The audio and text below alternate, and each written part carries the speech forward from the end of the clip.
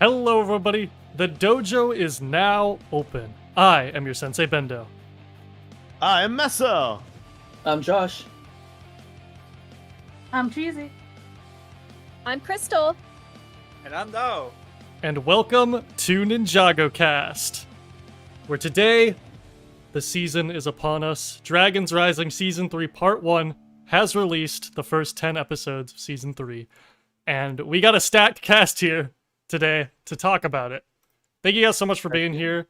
Thank you so much for Crystal and Cheesy for returning to the Bendo Brick streams, but appearing for the first time on NINJAGOcast. And thank you so much to Dao for the first ever podcast / Bendo Brick stream appearance. Everybody give a quick round of applause for the new guests today. Oh my god. Well, thank you. We've got a stat cast awesome. for this one. We're gonna try I'm and really keep happy it. to be here. Yeah, I'm happy to have you. I'm happy Wait. to have everyone here. It's so Wait, cool hold to get on. even more I have people. some. I have something very important. What did I mess up this time? No, that's all. I just wanted to use the soundboard. Oh, I Thanks. can't, I have the soundboard muted. So Oh, I was playing the sound effect. no. All right, well. I was like, what did I screw up now? What is the chat saying? Nothing. It's fine. I think we're good.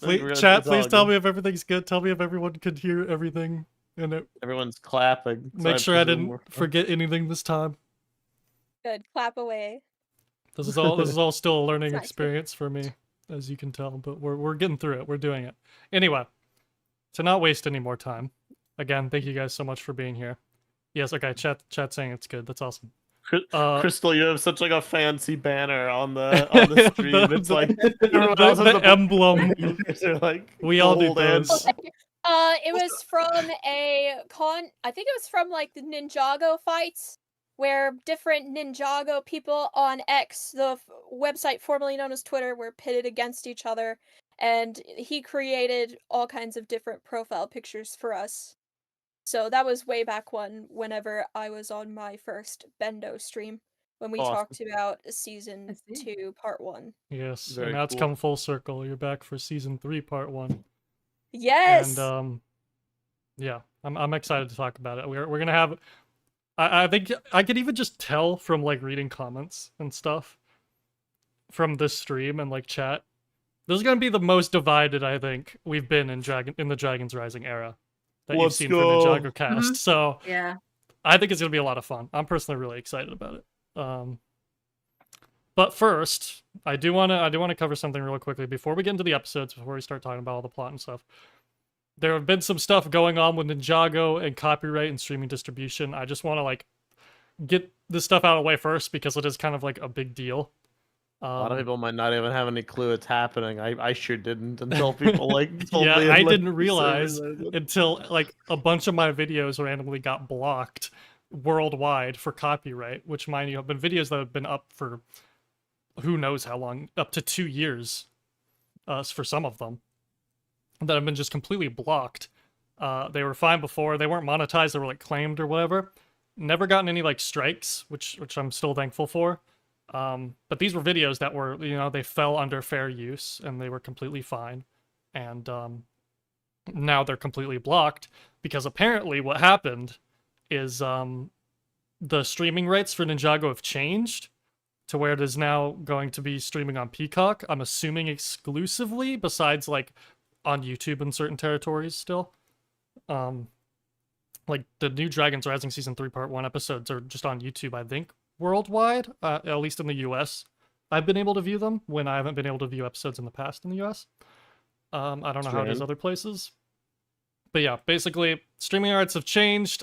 Things are moving over. I don't know how much of Ninjago is going to stay on Netflix. It seems like basically all of it's going to be gone pretty soon. I think for some people it already is. Yeah, because we first lost Oni Trilogy, and then Island Seabound and Crystallized. Okay. Now Prime it's Empire we just have and... Yeah, we just have the first season of the Wild Brain era on Netflix right now. Yeah, so it's kind of unclear. Fire chapter. It's a little unclear what's going on.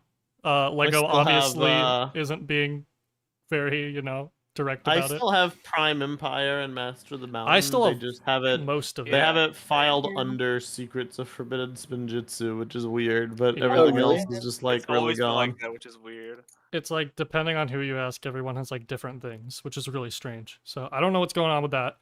But thing is, lots of videos are being blocked, not just my channel, a ton of channels, and it doesn't seem to be consistent what videos are getting blocked, because at first I thought, okay, well my videos with like the edits where like I have a lot of footage and like soundtrack and stuff are being the ones that are taken down.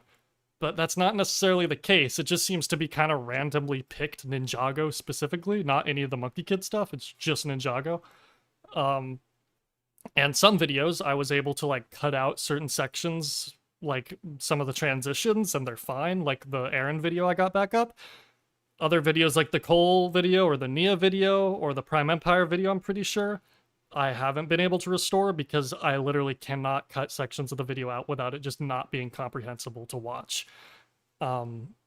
So I don't know if things are going to change. I don't know if those videos are just kind of screwed forever. I don't know what's going to go on with that, but unfortunately, a few of my videos just aren't watchable anymore, and that That's goes very for a lot of sad. other channels That's too. so So unfortunate. Yeah. that's kind of just the And, situation we're dealing with at the moment. They've hit like other things too, right? Like the Ninjago Media Project. Yes, Mhm. Yeah. yes. So Yes. any Which I will say, I'm a fake Ninjago fan. I did not know the Ninjago Media Project was a thing until I'm hearing about it being Oh, yeah. affected by this. No, So, yeah, it's like the I'm biggest sorry. like media conservation like a project of all Ninjago stuff, like comics, books, everything, and Yeah. the show Hopefully they're back obviously, now. Yeah. and it's just gone. So I don't know. It's a little It sucks upsetting. so much too. Yeah, Yeah. it's Because like all the people who would use it to like make their videos or anything like that Right. now won't have a place to download. yeah, stuff getting easily. footage So is it's gonna like, be there goes the very neighborhood. very painful. I still don't What really know how I'm gonna get actually- footage for this season. What actually got taken down? Was it everything or just some seasons? Half the stuff like Sons of Garmadon Hunted are gone. I think Hmm. Master of the Mountain. I think maybe season 11. I don't remember. I went through all of them because I was curious Oh, and I started okay, writing Yeah. them so down. But yeah, it might be after. Well, I think after the movie, I think it changed hands a lot because if we remember, Secrets of Forbidden Spinjitzu up until Master of the Mountain were airing on Cartoon Network, and Yeah. Mm, True. so there's also those episodes that are all made after the movie, after Universal had a handle on the Lego movies in Warner Brothers I see. Animation. So I think they're True. just figuring it out right now. But Fair enough. yeah, and if you do want to watch all of Ninjago on Peacock, you won't be able to do a lot of screenshots, but and I'm sure a lot of The people can infamous still rip Fade it to after Black it's as well over. on Peacock. yeah, Yeah, yeah. it's weird. Cube in the chat says they kept the Ice Chapter of Prime Empire, but I'm guessing they're talking about the videos, in which case Yeah. is ironic for Cube because they refuse to watch those videos because I Yeah, disagree with my them. video. Yeah, my Nice. video that was taken down was had Seabound clips in it. They were edited and had like different. Yeah, so I guess it's things season done to them. specific because the Nia video got guess. hit for me. Prime Empire got hit. Maybe. Master of the Mountain, like Cole video, got hit. But also the Arin video was like one of the first ones to get hit, which is Dragon's Rising, and we haven't really. That seems to be the Yeah, a lot one of that's been stuff least just affected. seems Yeah. so confusing right now with just Yeah. copyright and rights stuff. It's so weird because there's also a thing of just Lego deleting all of these episodes and also deleting the media projects. So a lot of people don't have a legal way to watch these episodes because Peacock doesn't exist in a lot of the places. Like in my country, it just straight up doesn't exist. Yeah. So Which it's weird. are the It's bad for episodes available marketing. on YouTube for you? Some of them, sometimes the Polish YouTube Lego channel likes to do this stuff where they keep some episodes for a while, then they change, then like some time goes by, and then the next few episodes roll by, but the few that were that were there at first just were just like gone. They were privated. It's a really weird situation, and a lot of stuff just isn't available legally in a lot of countries anymore. Yeah, and Yikes. most of the physical media Yeah. for Ninjago seasons ended around Right. like Yeah. season 4, Haunted. season 5. So I'm pretty sure we had like haunted DVDs. Or We wait, live in no, a dire time. I might be Yes. misremembering because Indeed. I think we did get DVDs, but they were from Germany. I think Germany still makes DVDs for like Dragon's Rising and stuff. Yeah, it's just really Yeah. unfortunate. Like, we thought we were in the clear with Ninjago at least, for like Netflix could like keep streaming it in the future and everything would be fine, but I guess not. No It was at Lego least theme is clear with safe. Netflix. Now it's just confusing. Yeah, it went from Dragon's Rising, like 3 years ago, we went from Ninjago being a Netflix original to now like Right? being wiped from the platform. So don't know what happened there. But anyways, I don't want to talk about it for too long. This could be its own podcast on its own. But yeah, just wanted to touch on that. Just want to give an update why some of my videos are missing. And what's going on with that. So, R.I.P. shall we talk about season 3, part 1? Yes. Oh. please. Yes. Heck yeah. Oh, also, before we start, spoilers, by the way. We're going to be talking about spoilers. Should probably say that. If you don't haven't want seen it, spoilers, go watch it. yeah, if you haven't Yeah. seen it, go watch it. I would Morro normally say died again. I would normally say go watch it on Netflix, but that might Yeah, not be but possible that's depending on where you live. I don't know. But yeah, we're gonna talk about it. And I think the first thing we want to talk about, at least I think we should talk about, because it's kind of been all over the place, the most talked about thing I've seen is the Forbidden Five. What does Oh, everybody think boy. about the Oh, Forbidden Five. 5?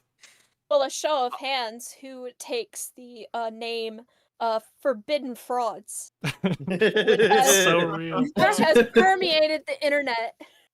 I love it. True. It shouldn't be Yeah. like this. It shouldn't. Drix didn't They could have been disappoint. so great. I- True. I'm holding out that they come back in part 2. They're just Like, dead, me I too. guess. I think Yeah. they I hope not. The I'm- thing, Lloyd the thing came with back. them coming back in part 2 is like if they do come back in part 2, will Thunderfang like brainwash them, control them like puppets, or will they have their own will? It's so weird how like the season ended with like the 5 souls going back to Thunderfang's maw, and then just like Thunderfang being departed now. So what's gonna happen with the 5 now? I really doubt that they'll be like their original selves, and that saddens me. I mean, they're in the Yeah. sets, right? Like They are, but that's because we didn't get we didn't Fox get and all Kerr, of them. uh, But Yeah, also, they're like, gonna be like wholly you- non-canon because they're still fighting Dragonian. I mean, I'm pretty confident that they Well, will they're- come back, mostly because of like the whole thing with Lloyd and like how he like basically died and lost his soul in the same way, and then just like came back at the end when he was defeated. Also, the Dragonians are like spectral in Yeah. the new sets, so like they're definitely gonna. I think that the actual Dragonians that were like the enemy, like the villains, were souls that like possessed the living Dragonians and turned them into like the warriors. Mm. Yeah, So that's I why think that like whatever souls like left, like that are now in the departed realm, or the the equivalent is Spectral still lines? going to be in there. Yeah, I could see that. they're going to be like the ghost versions. Mhm. I like this great comment from Cube in the live chat. Zark was actually trying to fail on purpose because he knew Thunderfang would betray them. So true. Thank you, Cube. I agree. Zark was And truly that's the why master of Zark misfortune. stays on top. Yes. I can't even Zark say that with a sweep. straight Dude, face. Zark was my goat. What happened? Oh Dude, my Zark gosh. was and Yeah. still kinda is my favorite based on design, voice, power, and the show just did him so dirty. Did he I'm so even use his upset. powers once? He Mm. shot He a did, car. Yeah, he blew- did, he- but like he he blew up a kept car. missing. Yes. He kept missing. It's so funny. Honestly, Yeah. like surprisingly, Oh, go ahead. Go ahead. The only time he actually used his powers effectively was on a car in the first episode, and that's it. That's it. And that didn't even have to be power based. Like Noct could have used Shadow Spin. Yeah, and it, that yeah, would it have was the just, same it effect. could have been. It doesn't even need to be interpreted as misfortune, but They just don't- like do as they a call it regular by power name blast. ever? And that's what pisses me off about the No. Five's power. Oh boy, could I go on Yeah. a tangent about Five's powers? Yeah, and honestly though, in terms of my favorite, I think Kerr was like my favorite, and I That was didn't awesome, expect that at yeah. all. Really? Oh, I think man. Woman Kerr. I Yeah. think Kerr. the scene where she Yes. pulls up on the tournament temple city and then just like decays the little like dragon and then just like beats So up good. Roby. Mhm. It was So such a good. That's pretty well done scene, and it's like sold me on Yes. Kerr. The rest of them I Yeah. didn't really care too much for. Even Oh, Drix. you didn't really? Even I Drix. actually I thought- really liked Drix. Man. I thought Drix was Drix cool. is my favorite, Okay, I'd say. Here's the thing. I thought Drix was cool. I thought the scenes were done really well. I just didn't think Drix was like scary. You know, like I really wanted the Five to be like intimidating, Fair. and I Yeah. felt like Drix was like cool, but not like super intimidating cool. But I got that with Kerr. Like Kerr, like the small moments of screen time she got were like super intimidating and fun. I think, and hmm that's Fair. To be fair, So, like like, the only I don't know, time the only time we like her most intimidating is when she's fighting someone who's like just a guy. which is Drix is unfortunate. like which is the the- sad part. Right. Yeah. That's the sad part. To be fair, Robbie was trying to steal her powers with the Element Cup. To be fair. That's fair. Also true, yeah. He needs Drix to get is like faster. a I will say, though, walking, that I a walking horror movie, and like I don't want to do No, this that's all why I love episode. Drix so much. I won't won't No. do this all episode. I just have to be allowed one. There's a Bionicle character Oh my god. with Finish it. Yes. Drix's exact power set, I and get it. I get it. Yeah. you could do some horrifying stuff with those powers. Like in Bionicle, there's one scene where like they send the bugs into like an open wound and like just Yeah. attack you from Oh the my God. inside. There's a lot of scary stuff that Drix could do. Yeah. If Ninjago Yeah, was see, like It that's was what- just kind of like smoke again, basically, is how they used Drix. pretty much. I don't know. I feel like Drix is one of my I mean, favorites, and that's why He I'm did so use excited to. Oh, Sorry. I thought we all sorry, cut sorry, out. No, you sorry, can I go, was gonna Shot. let you go. No, I was just gonna Oh, say okay, that. Oh, my Discord died for a second.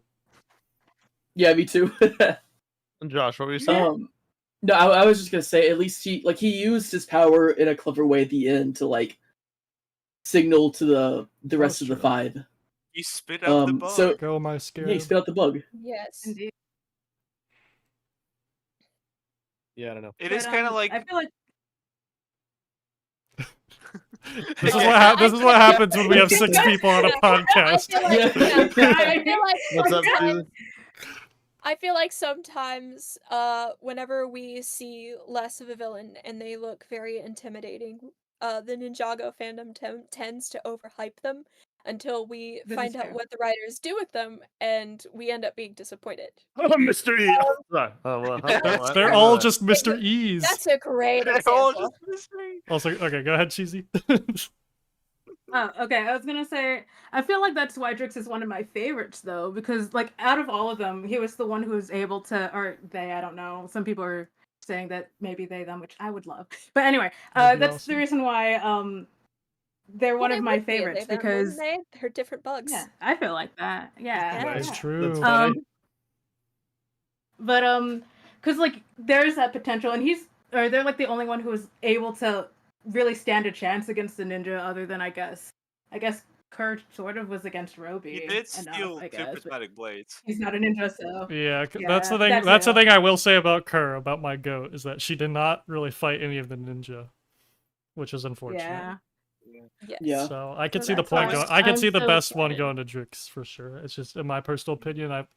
I felt like Drix could have been more. I feel like I guess it's because I Yeah. had more expectations for Drix that weren't met, but I had like no Fair, expectations fair. for Kerr. Yeah. I That's think why my I'm biggest so excited problem- to cosplay them. That would be cool. That'd be really do cool. I like- mean, they have good designs. They have good Their like designs power are so sets. These good. incredible designs. I did like the scenes with Noct, like especially like on the train, and then also in the his kind of like rematch with Raz. Yeah. Was really so cool. petty. Time for a rematch, Yeah, that was girl. really good. Just going after Sora, that was good. Was like knocked out of all of them. Was like, yeah, I have a code. I'm gonna give you a weapon so we can fight.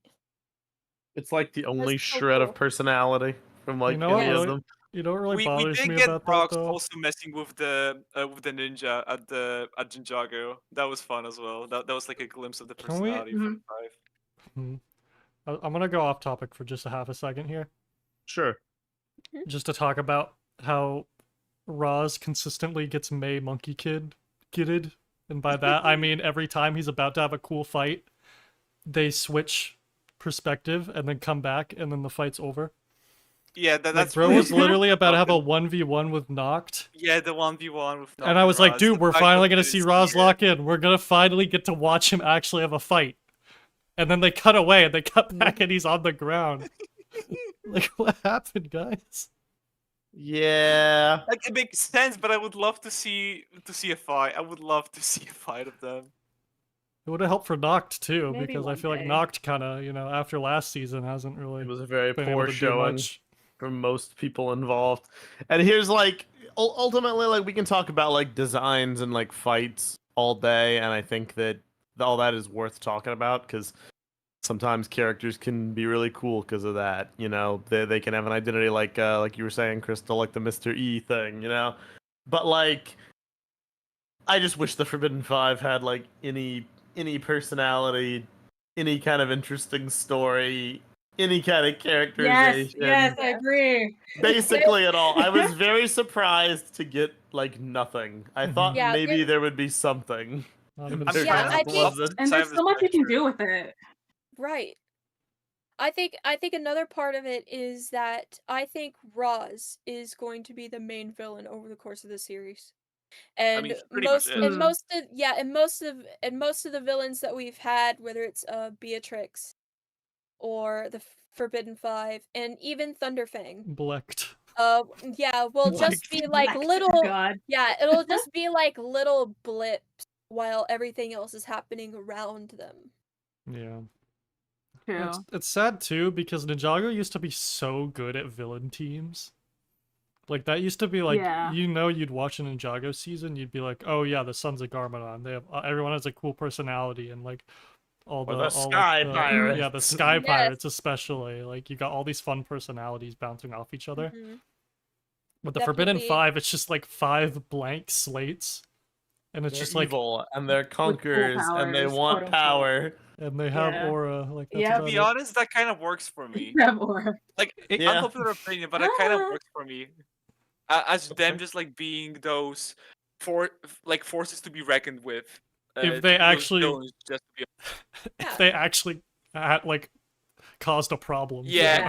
for our heroes. about that. Because the thing is, Yeah. I think you can have villains that are blank slates, and like obviously I'd prefer cool characterization, but like you could have a villain that is literally like the most basic like archetype, but if they're like super cool and imposing and like actually cause problems for the hero, like and have memorable moments, then Yeah. they could still be awesome. I mean, Like like Garmadon in season Yeah. 2 underneath the Overlord. or just take like not Yeah. to bring up Monkey Kid again, the Lady Bone Demon. It's always yes. Like if any of the Forbidden Five had a fraction of that kind of screen presence, then I think they could have been memorable just from that alone. But because they don't right. really, and they kind of all fall flat, they have like a few good scenes. Like it just Like I remember last season we were critical of Cinder and we were like, Right. Cinder Oh sucks. boy. Dare I say Cinder has more like Oh, no. personality than some of the Cinder's five. one scene No, in yeah. the Cloud Yep, Kingdom where he beats 100%. up all the ninja is way better than anything the Forbidden And Five even have like done. that one scene That's where what he's I'm like looking tired for. and he's wearing like a sleep mask or like he's sassing Yeah, like he at least has Wildfire, personality. Yeah. Yeah. Hmm. It's And like that sucks so much Like, too yeah. because we could have gotten like a chance to have basically the opposite of the ninja because they're basically the ninja team but not like opposite. So we could have had like a bizarre ninja team. right. Could Not have like had the so actual many bizarre cool ninja from that parallels, but one we don't. episode, but would have been good. I want evil ninja-esque vibes. It'd be fun. I feel like but, you can see like little like tidbits of personality of like Noct mostly just from last season, and then like Yeah. We you know, do see Rocks. rocks Yeah. as well. in my But, opinion, like, in the Cloud Kingdom. I don't Ninjago. know. I don't know who Zarked or Drix are. Like, what are their They're personalities? monsters. I kind of That's know what what they Kerr are. is like. Like, Kerr's kind of cool, but like, I still didn't really get enough of her to be like know exactly what her personality's like. But at least I got a little more crumbs. Like, I don't know. It's just unfortunate because I feel like they had so much potential, and I feel like I still think they will come back. I'm on the I side sure thinking hope that they're so. gonna come back. Yeah. We'll But even see. then, I this hope was so. this is not a great first impression, and I guess for not for all of them was it their first impression because you know we had Noct for a Uh. good bit, we had Rocks for a good bit involved in last season, but for like the Mhm. official like unveiling of them, they didn't really pose any kind of threat. What which if I they think is the don't biggest come problem. back, Bendo? Oh, Can we then say this is they're like washed. awful? They're completely Like, washed. some of Then the this worst is like- Worst, some Yeah, of the they worst, don't have any. worst villain. Yeah, they don't have any motivation anymore. Like Thunderfang betrayed them. So where do they even go from The here? fact They're that gonna Thunderfang fight- betrayed him as They're gonna well fight pisses Ghost me off. Thunderfang with the ninja. Yeah. The Dude. fact Yeah, that honestly, having like a revenge arc between like the Forbidden Five and Thunderfang, where they like go after him, but like not allied with the ninja, but just kind of like friend of my friend sort of thing, Yeah, would be they're like- awesome. they're But like I know it's racing. probably not gonna Yeah, happen. I'd be down for that. yeah. What were you saying, Dawa? What was I saying? Me. Don't worry about it. It's fine.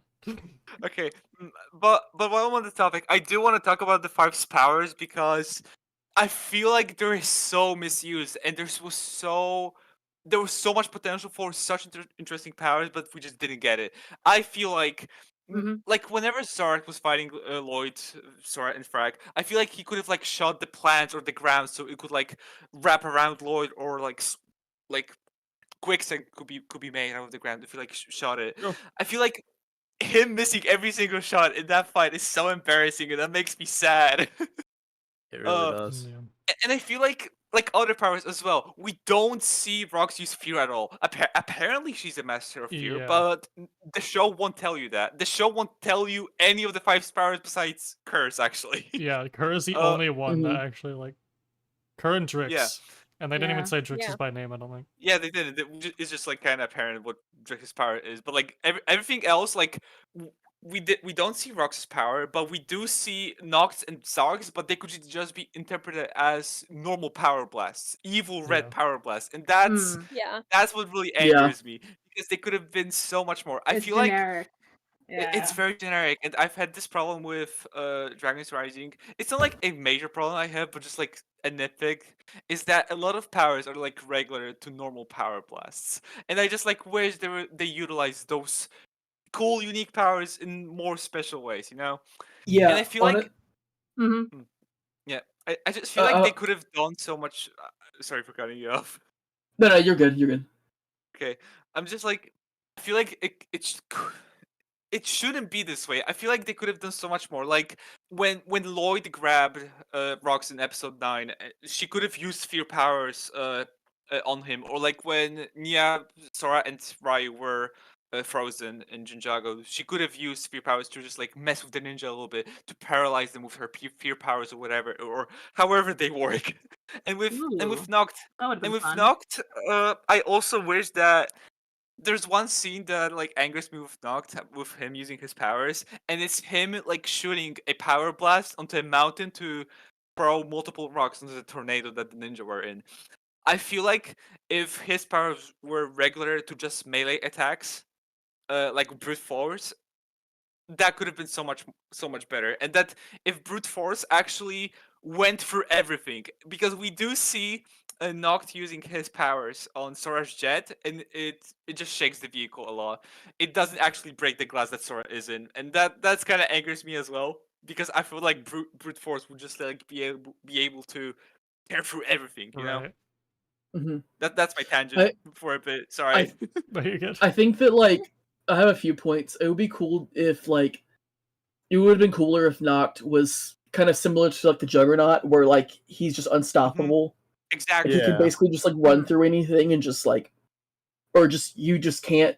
He's much stronger than you. If he like starts, moving, you just can't like. You better not be in his way. It would have been cooler if Zart was just like, instead of the power blast, like you said, was just an area of effect around him. Just bad things happen to people who were just around him. Well, I guess Would've it been a lot happened to him cooler. because misfortune works on him, I guess.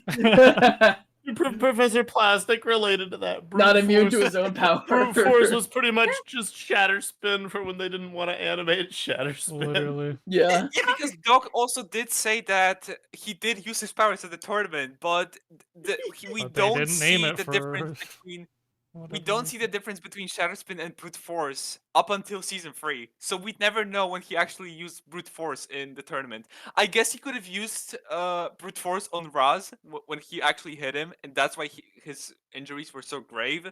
But that's about it. Right.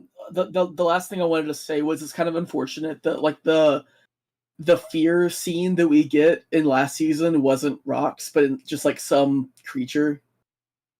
Like we got a whole scene of like the Yeah, ninjas like that's- greatest Yeah, fears, but true. it's like Right, yeah. That's a good point. which like I kind of thought there was gonna be some sort of connection between like rocks and that thing for some reason, but like the fact that it's just like some random creature that has more of Rox's power than Rox does. Now that you it's- mention it, that's really Yeah. strange. True. Yeah. Yeah, I don't know, man. It's I want to weird. have some hope. I want to have hope they'll show up again, but like I got a feeling in my gut I that do says too, but I just they're like not. cannot see It'll them suck. appearing as themselves again, which is weird. Yeah. Yeah, it might happen a second time whenever we visit Thunderfang, and he probably eventually gets Blue defeated. Thunderfang. I would Okay, say how about it's the imagine- biggest L of the season for me. Imagine Mhm. like that the spectral like the spectral servant Forbidden Five who like serve Thunderfang, like kill Thunderfang at the end, and then they get their bodies back, and then they're the main villains again. I don't know. That'd be good. That'd be interesting. I don't know. I don't know if that happened, but I mean, To I what don't know. end? I don't know. To have him do something. Yeah. I just want them to have another chance. Give them another chance. Please, I don't want Zark to be fraudulent. Please, I cannot take it. I cannot take it anymore. He needs to Basket head grow. was a disappointing. Bust. Yeah. No, it Alright. shouldn't be this way. But Can anyway, we? I mean, Thunderfang was cool. yeah, you want to talk Thunderfang about what? Thunderfang? Yeah. Like He was he was pretty a pretty Oh, cool okay. villain. Okay, so did anybody else in the last episode think like I swear if they kill off Thunderfang, like yes, if he's gonna be another Sure. villain where like the villains like this is gonna be another season where the villains like spend the entire season awakening the big bad that just who just gets killed in the last episode. I'm gonna be Yeah. so mad, but then like after and then he did get killed, and I was like, oh my god, I can't. It then happened, he ate and then Morro. and then I was like, Wow. and then it showed the spectral lanes, and I was like, wait, no, Yes. they killed him. I had the exact same reaction. I forgot about the spectral lens. That was a cool setup for something else in the future. Him drawing Yeah. like unlimited power from like dead souls. You know what's Like- funny? Now Thunderfang is just gonna spawn camp departed souls and gonna eat them. Literally. He's just So, gonna yeah. spawn camp Good. them. So That good. is what is happening. Yeah. I'm It- really excited about this, actually. I like how he Me was too. presented a lot. Not like I was skeptical kind of at first, not even just about like his backstory, but like the presentation, like the voice or whatever. But like, it all came together, I think, into a cool character that had a lot of like implied history, some of which we were shown, some of which wasn't. He was scary. He was like physically imposing, and he had that really really good scene. Probably my favorite scene of the whole season so far, with like Lloyd, where it's like this one take where he's That's the like one show with chasing Lloyd, after Lloyd and yelling about like Yeah. where did he get his powers, and also and just like like freaking out. and also calling It's out so every good. source dragon. Yeah, Yeah. that was I cool to love me. Yell that. of obsessed strength. Bro More had of beef. that, please. Yeah, they did a good Oh, job yeah. like showing his actual like scale. Like how Yeah. like it was That really was great. impressive. Like there was some really good shots with him. Especially that one Definitely. that one screenshot that's been going around with like the really like fish-eyed view. It's so cool. I love it. Mm-hmm. There was a moment in that scene That where I tunnel was fight just was like, "This is Ninjago now." Like we've come a long Yeah. way from like Yeah. where we started. Yeah, like you think back on like the Great Devourer, and it's like this is Yeah. what we're doing now.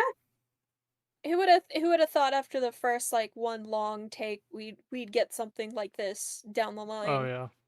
I I'm so glad too. Yeah. yeah, and also props to Devin Mack for that voice. Devin he's is so epic. That good. was He's great. crazy. Him playing Arin Noct in Thunderfang, really fucking good. His range is It's so so good. Yeah, good. that's range. But yeah. Great. Honestly, like the whole like Thunderfang, I'm gonna be real. Thunderfang didn't like impress me that much. Like I need to see what he does next season to kind of gauge how I feel about him. But Yeah. I will say I think the animation with him was like stellar. Like I think Mhm. even just in Yep. the intro scene, like the clip we got ages ago, like the shots of like his Kind of claws lame. compared to the size of like the people running is just Mhm. so No, it's really good. so cool.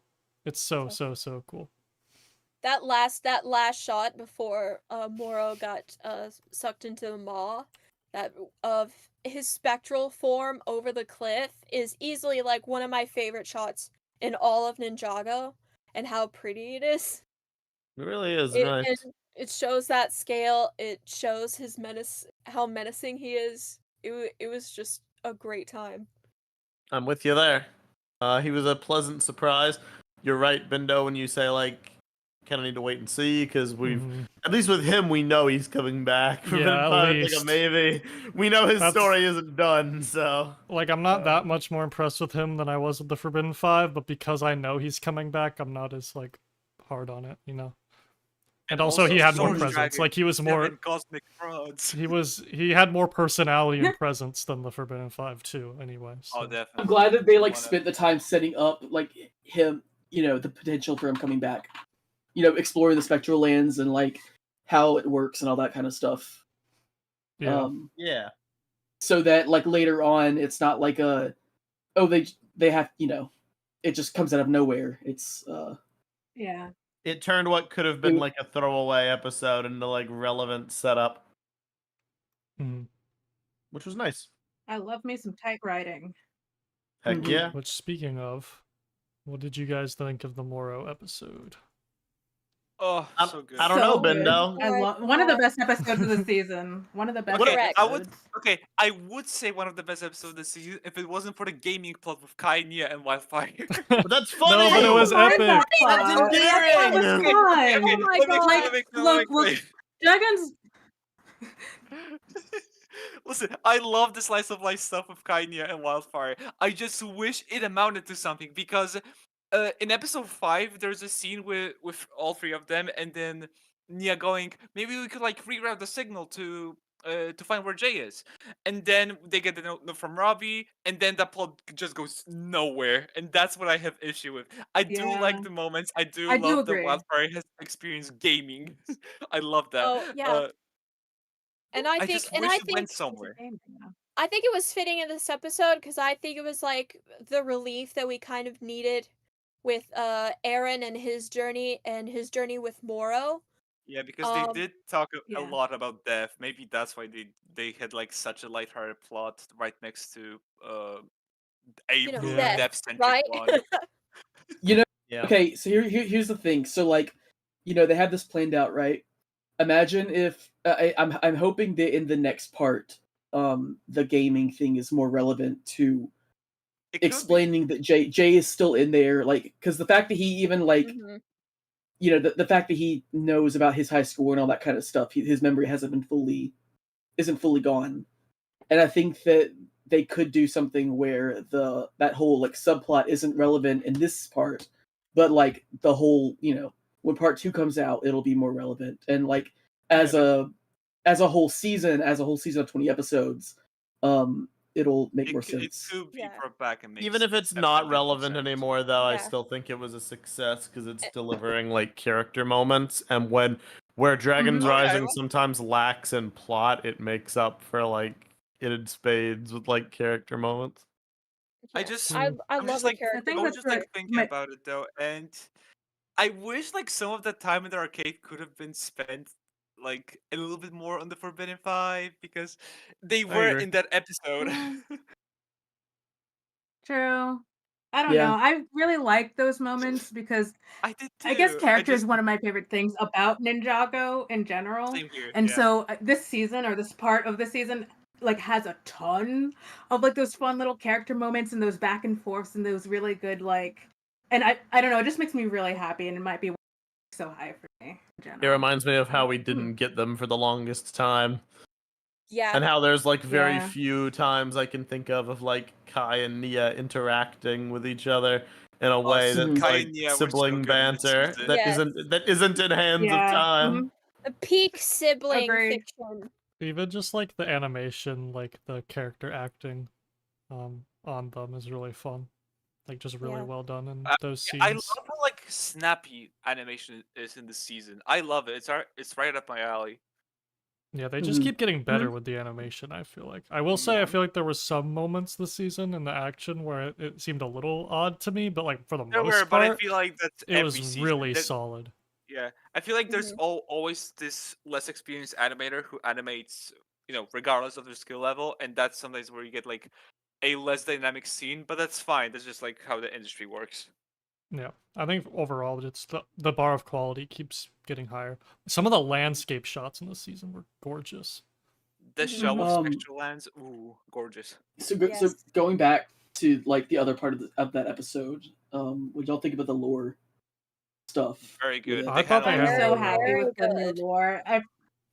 I feel like it doesn't take away from what was before, but also now expands upon it in a new way. Much like Dragon's Rising has done in general with the world, so Mhm. Oh. I'm kind of Well- stealing this opinion from Krusty, so shout outs. But he was like, Mm. the Ninjago before is kind of like explicitly kind of laid out its afterlife in a way that sometimes could be confusing, but also kind of there wasn't a lot of mystery to like what is in the beyond. And now they've kind of like dialed back on that because now it's like, oh well, they've gone on. And it's like to where? Like I don't know. Yeah, Like there's the mystery of like the future afterlife that we will probably never know, nor should we. And then you have I- this land kind of as the in between. I've always headcanoned. This is my personal headcanon that like the Departed Realm is sort of like a recycler, I guess. It recycles like creation, I guess, back into like all of the realms Mm. in a way. And the fact that like the souls are moving on means that like all the realms are kind of like shrinking, like the universe is shrinking, I guess. Yeah. Because like new That's a good souls aren't being like added into like the universe. Hmm. But I mean that's my personal headcanon. It's not a whole thing, but Right. That's it a cool it makes sense for like the themes of like the realms merging and the universe getting smaller and all that stuff. Yeah. Yeah. mm. And this way they have like actual 16 realms because it was always so confusing if it's 17 or 16. Now that Curse and the Departed realm are kind of merged, they're 16. That is True, true. you're right. I didn't Yeah. even think about that. Nicholas 57 to the death matters now, and people can't just drink some tea and go to the afterlife. Exactly. It feels like Right, it's kind of been right. cleaned up a little But to you where have to like think about Yeah. that it was Miss Take's special brew. It was special. It was the special brew. That's we love the great. special brew.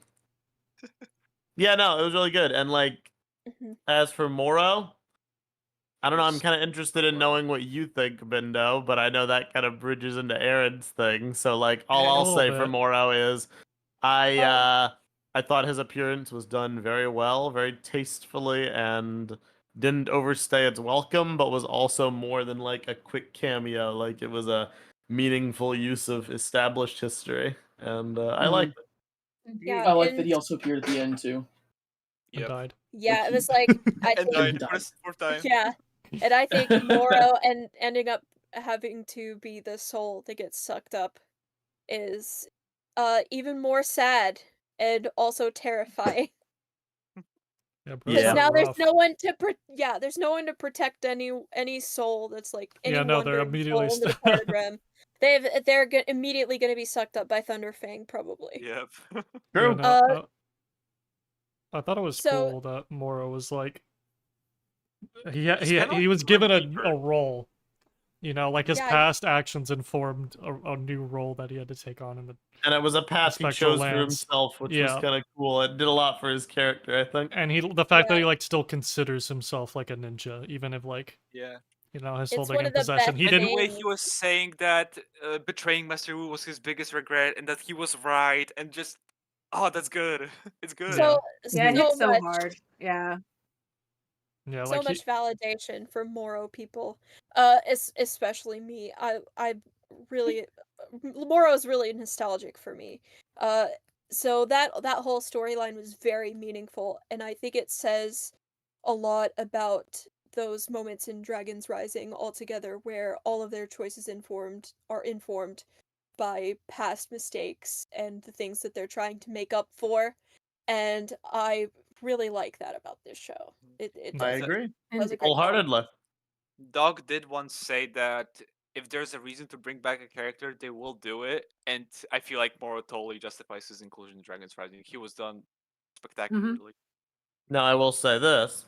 In the chat, we have from Lucid PZPL. Can we talk about Morro's design? Yeah, I was gonna say that. Yeah. I was gonna say that. What did I they have do? so many What did they nitpicks. do I to have him? so many nitpicks Sure. about him. Okay. First of all, why are his eyes always green? We have a perfectly we have a perfect design for his like normal face and the minifigure with black eyes, and we just don't get it in the show. Maybe Second, it's no, because he no. died twice. Second, no green streak on the hair. I guess they're trying to be minifigure accurate. I guess. Third, his ghostly arm in the sets is just Oh no, the fact that his arm has the texture. skin and sleeve returns. The skin sleeve, it pisses me off. They get this wrong every time. Without I don't even fail. Why like- did they do that? Actually, the I don't tournament even suits care they didn't, so except for Zane's for some reason. Yeah, Zane always I don't- do that. That's that. I don't even know why. care so much like about the design of the figure, to be honest.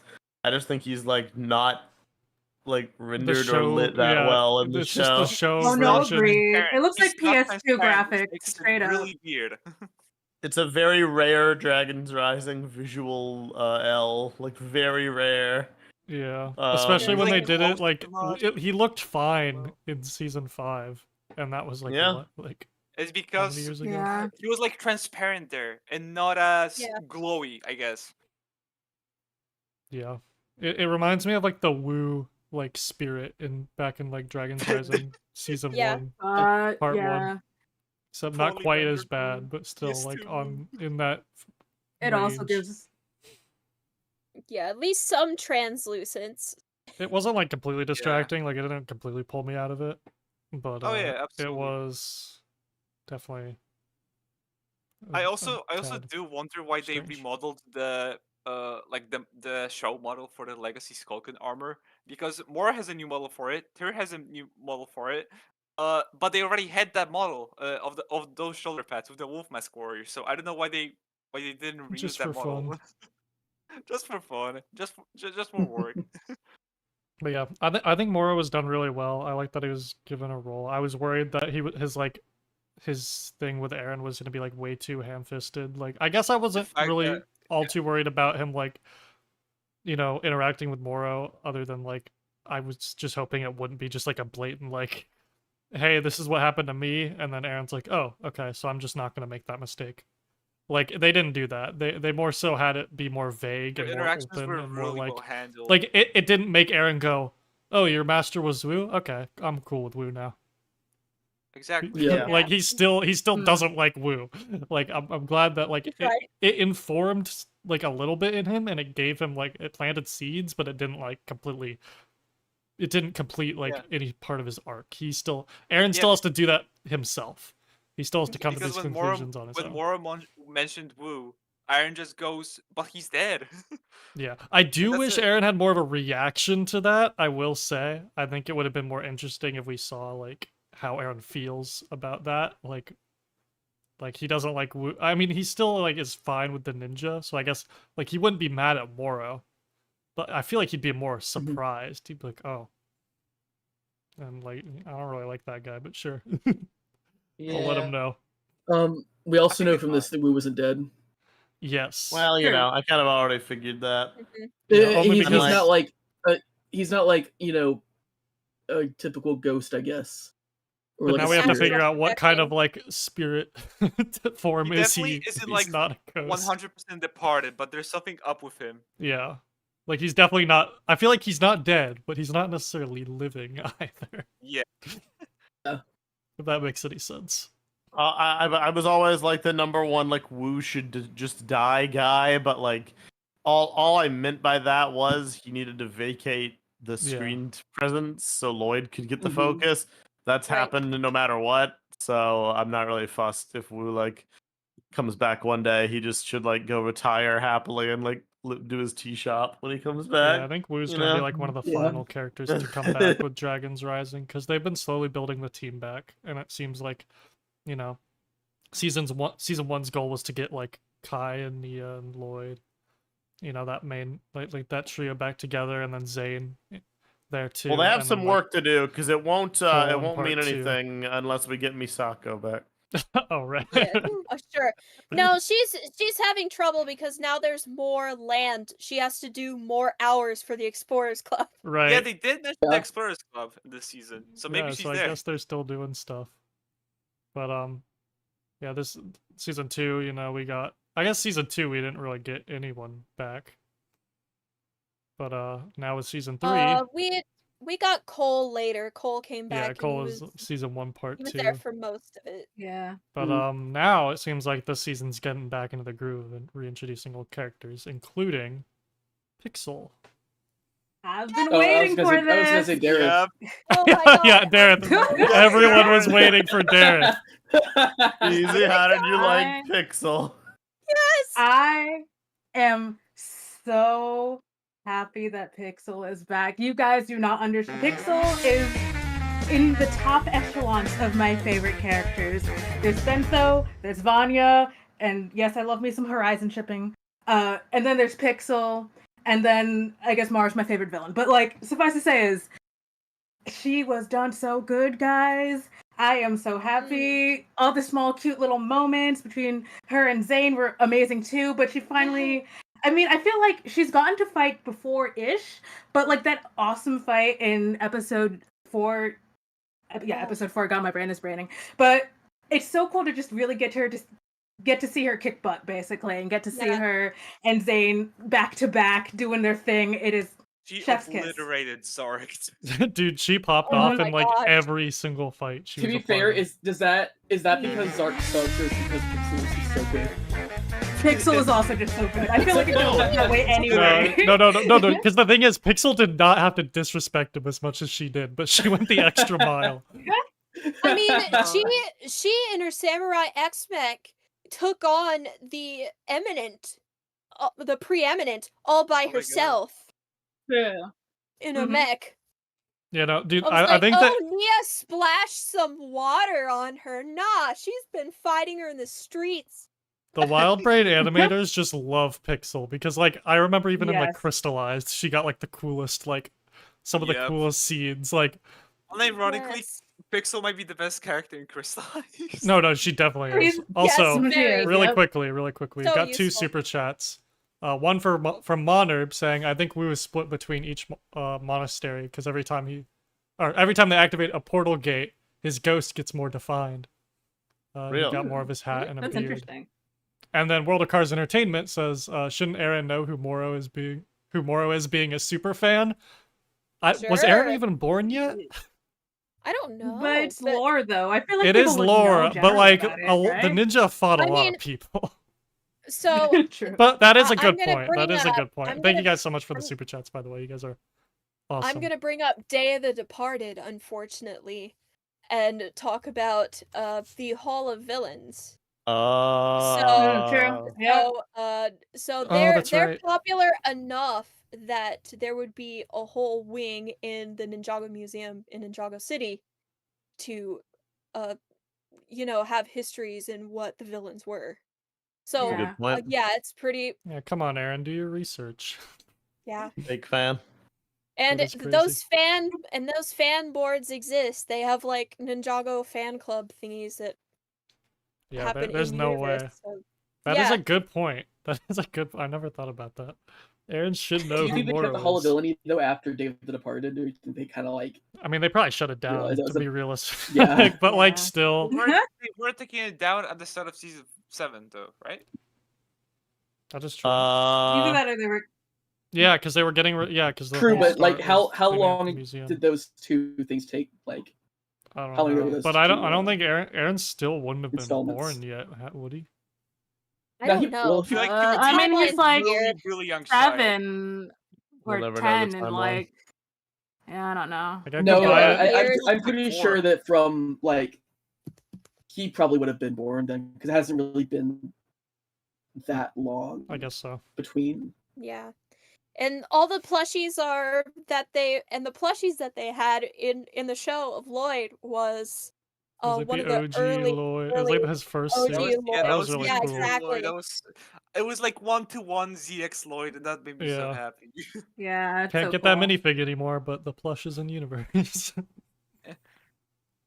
Yeah, I think only like maybe 3 or 4 years max have happened between or like since Hands of Time and Yeah. like Yeah. when the merge would have happened Okay. because there's only two And like he's, 1 like, year 10, gaps. so. Interesting. Can we? I Yeah, go ahead, Al. I don't blame Aaron for like not knowing who Morro is. I think it's perfectly fine. I don't know. Yeah, I don't think it's like a huge Yeah. plot hole, but it is Yeah. interesting. It's a Can bit we talk silly. about Aaron's character arc, or do we want to save that for later? First, I mean, just to get back on the topic, I do want to touch on that. I do want to get back on the topic of Pixel, mostly because Oh yeah, by all means. Yes. I'm go ahead. curious what you guys think also about Zane, because I have quite a bit to say Oh, about right. Zane. Mm. Sure. Yeah, wasn't this supposed to be the interesting. season of Zane? This was Oh, supposed well, to be. Okay, at this point, I feel like I'm I feel like conflicted.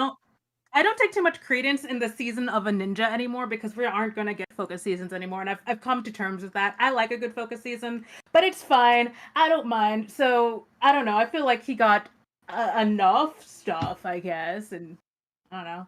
He It got was this- stuff to screen do, but it time. wasn't really meaningful stuff, in my opinion.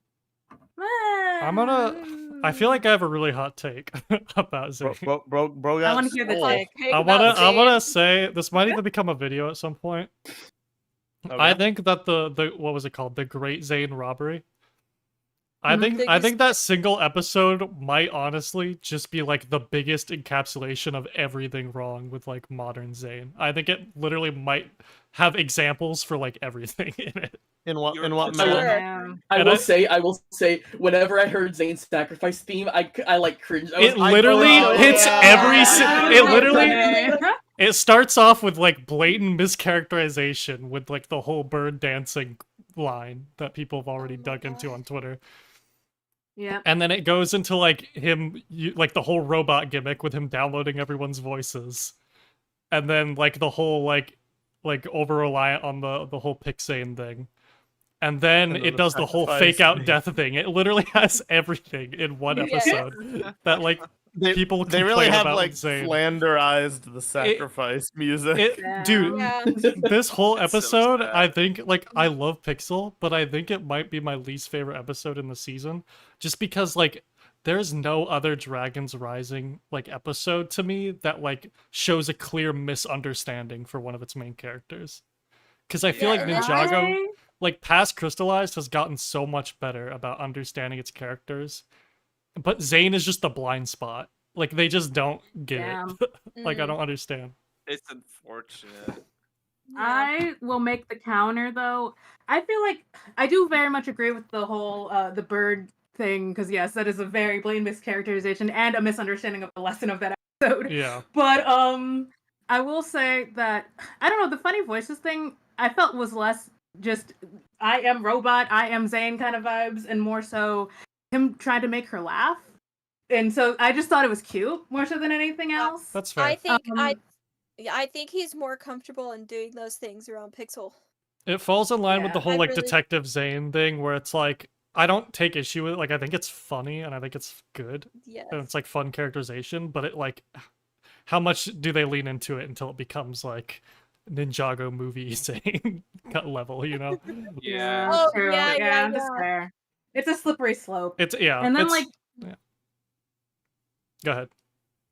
oh, okay, I was gonna say, and then like the ending, the sacrifice music and all that, I feel like somehow it's revolved around into me just finding it funny and just like every 3 years we have to have Zane almost That's die fair, too. or sort of die or else the world will implode or something. So I don't know.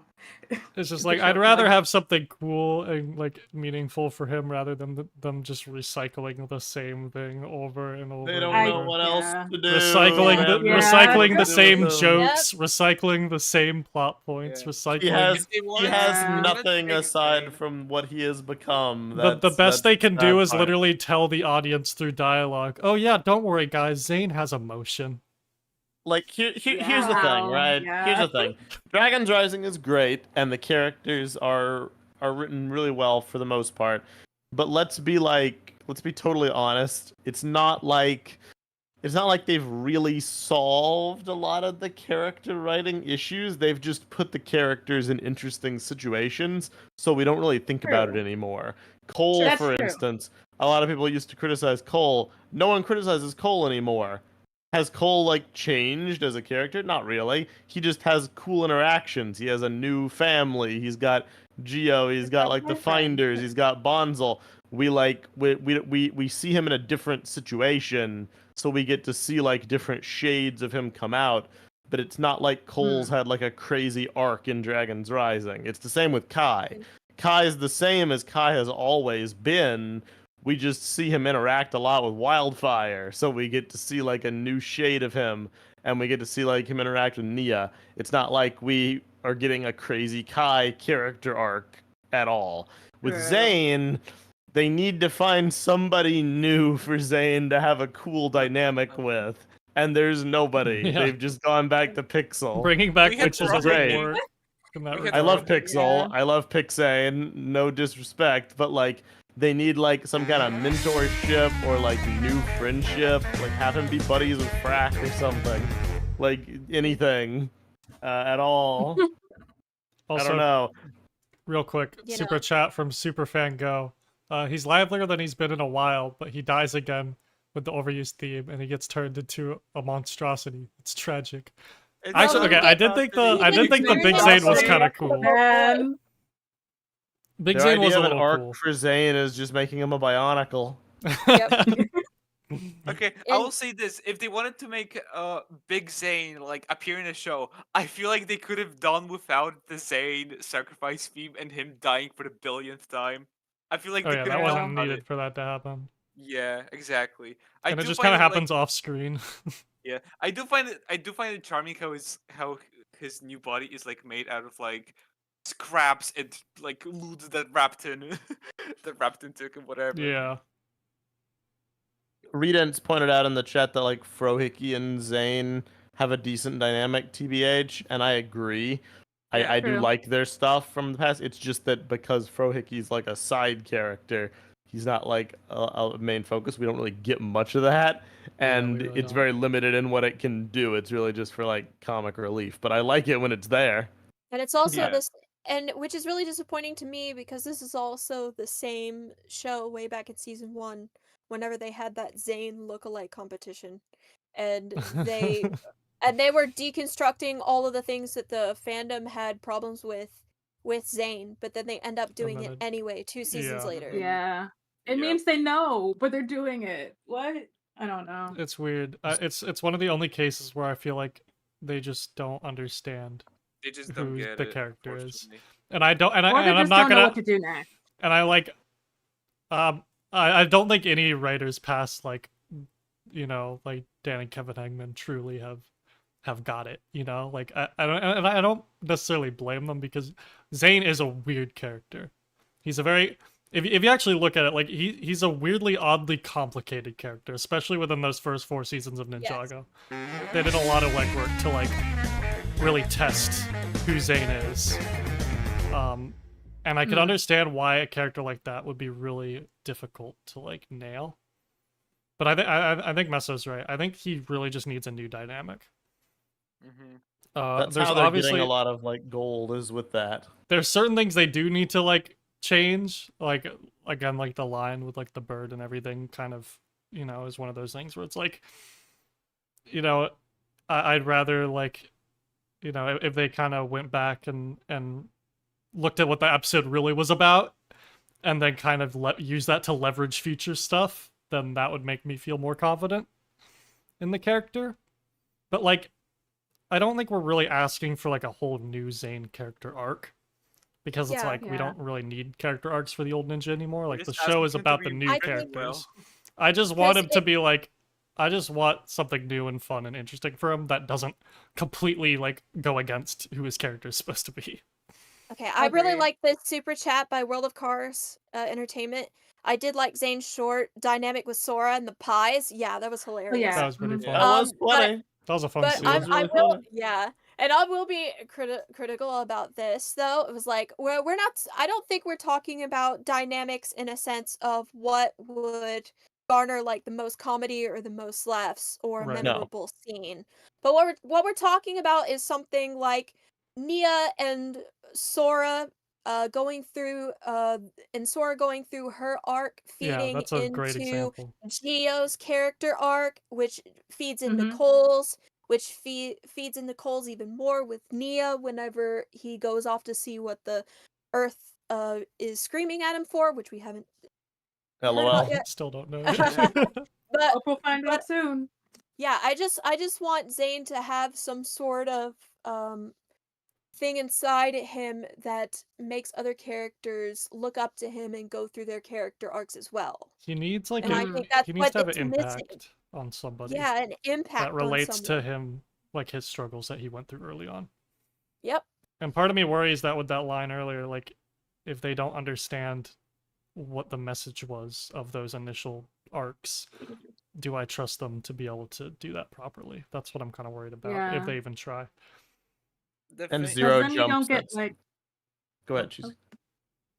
I was gonna say, because then you get like, you can't give them a pair character without understanding the character themselves, and so whoever they end up pairing him with could just not work in general Mhm. either. So, Yeah. Zero Jump had pointed out that like the worst case scenario is probably gonna happen because he says now that they've set up the I want to explore the realms with you pixel, he's definitely getting written out of the show.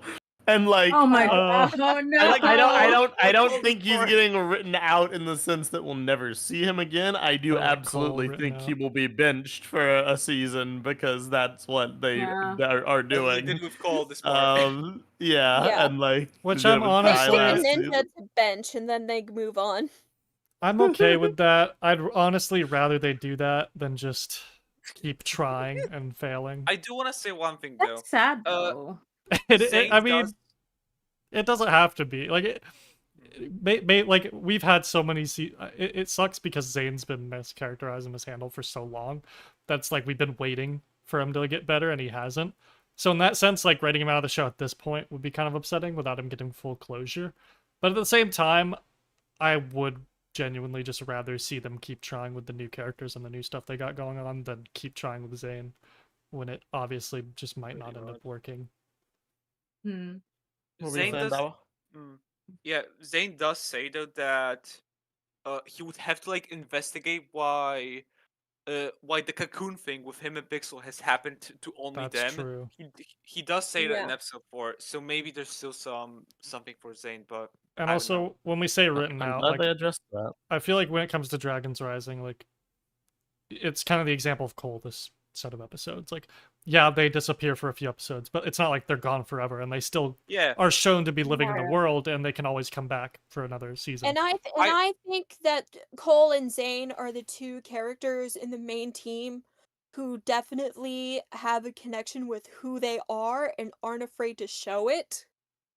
I think that's because we needed to touch base with Kai because of Nia and her problems, and then Jay's not himself right now, and Lloyd's trying to figure it out how to be a master. I think Cole and Zane are the two characters that they're trying to say, hey, look, they are the most self-actualized out of all of them, and that's why we don't get much of them.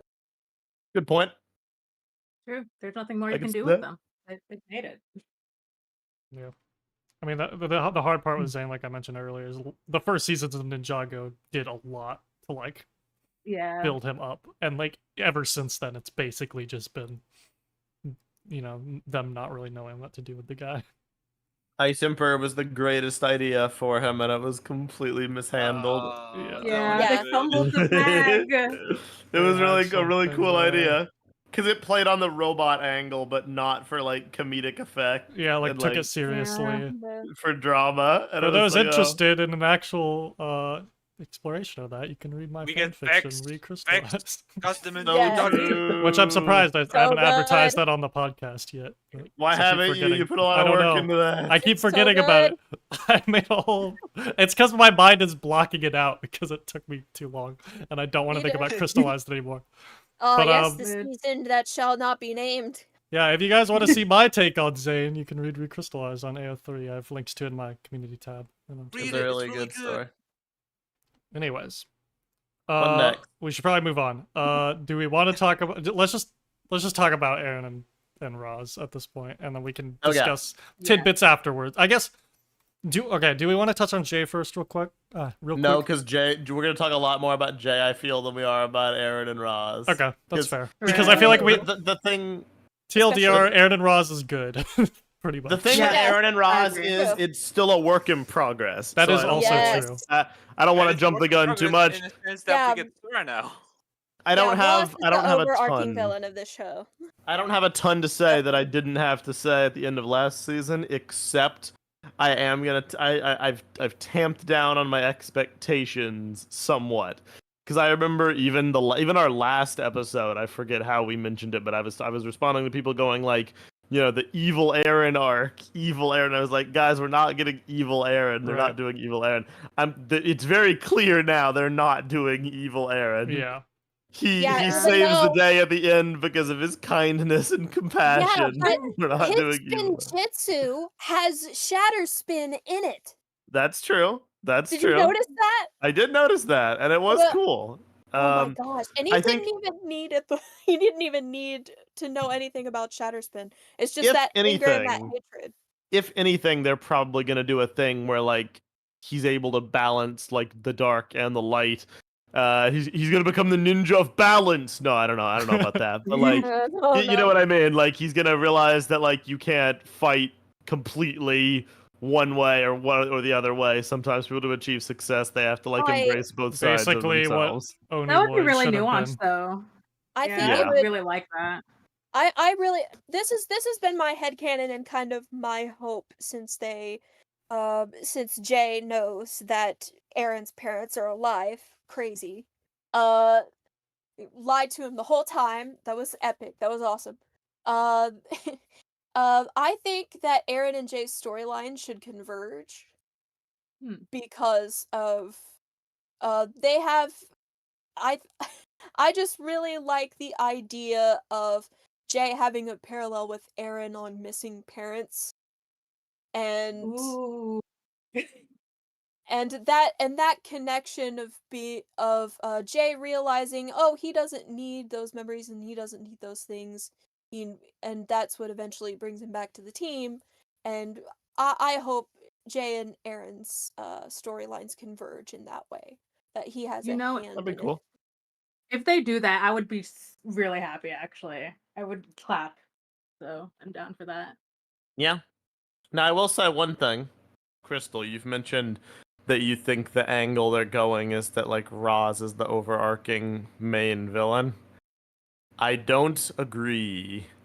Okay. After this part, I think we've been so fixated on the arc being oh, Aaron's turning from the ninja because of the influence of Ras. Ultimately, I think it will be the opposite that happens, and I think that Ras will turn to the side of the ninja because of the influence Yeah, of that's what I've been thinking. his since last Sure. pupils. I think Roz is gonna Because I join the think team at some point. He's got a lot of inner pain and struggle that we haven't really explored yet because he doesn't really talk about it. I think eventually he will open up and talk to Aaron and Okay. Sora about it, Uh, and I think the He's main not a villain will end up villain, but I being think his he's just his an master. antagonist. Oh yeah. Yeah, I agree. he's definitely a pawn, and he's definitely Yes. using the things he learned from his master. Definitely. Yes. I should have said like overarching like antagonist, because he has Sure. been an antagonizing force every part of this series so And he far. will be right up until the And- end when his master yeah. takes that final slot. I predict. Yeah, I'm super excited for that. Because I Um, mean, I don't want to disrespect Roz. I love him, but like, bro does not have the main villain the main villain sauce. Bro can't even Gravitas. fight. Bro can't Yes. even fight knocked. He can't do like No. anything. He almost got No. killed by Jay in like a mech suit. He like is always Oh my dead or God, that mech dying or suit. injured or like. Bro needs to lock in. And yet he has so much confidence honestly- in himself. The Honestly, thing with though, Ras. I think that the fact that like everybody's after him is kind of like a core part of his character, because he basically doesn't care if he's a villain, but like that always catches up to him He's because made nobody enemies likes with him. everybody. He did Yeah. say that Yeah. strength attracts challenges, whatever. Yeah. Yeah. Yeah, I he's like just his caused so perseverance. much destruction.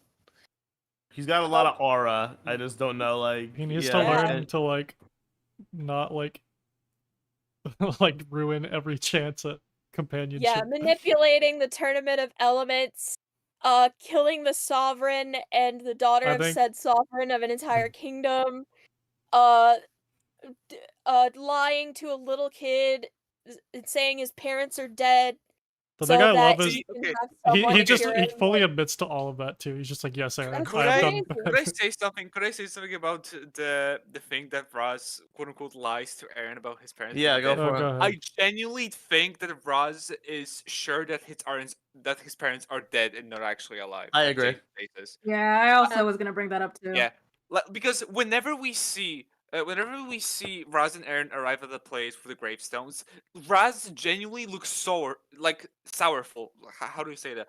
Like he genuinely feels bad for Aaron. He looks worried for him when he's about to go to his parents' graves, and when he's like actually there, Raz places his hand on his back. I genuinely feel like Raz sees a little bit of himself in Aaron, and believes that his parents are actually dead. I don't know Hmm. the circumstances with Aaron's parents. I haven't even begun to theorize about what's going on there. But We I do like see them in the for marriage Roz to have lied about it, he would have needed to go there Yeah. and like forge fake gravestones. And I don't know when he would have had the time to do that. Sure, that Yeah. was the one He thing told I one was. of the he told one of the wolf mask warriors, "Hey, could you like make a gravestone or two of them, like real quick It's on that place?" possible. I guess because like I was having this conversation a few days ago about like the time gap, because someone mentioned like years, and it's like a lot of time did pass between seasons 1 and 2. It's possible some stuff could have happened there because Roz had to like recruit Frack, recruit Jay, train them both. Like, it's possible, but I don't know. I mean, I almost wonder if like Jay like thought that they're alive because he reassigned them and then they died after. But at the same time, why would the show Yeah, give no, us it's that little tease? it's presented as a It's pres- yeah, which it's I'm presented as kind of something sad we about, feel by is the true. way, because I really liked the reveal that they were just dead all along. Like that was sad. Yeah, I kind of wish Yeah. they were just kind of dead. As messed up as that sounds. I didn't It's expect probably- it. It was a shocking plot twist. It's Indeed. probably the same case as Wu with Aaron's parents. Like they're kind of dead, but not really. It's like Yeah.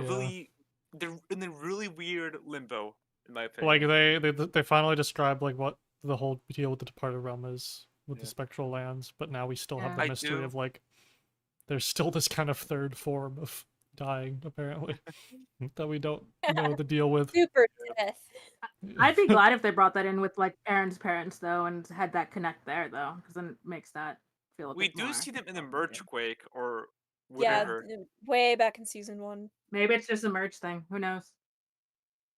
Maybe. I always Well, thought they were it's like in mer- the pockets of the nothing space they were talking about. Maybe something Yeah, that's- malfunctioned, Like but I space guess not. bubbles or whatever. Yeah.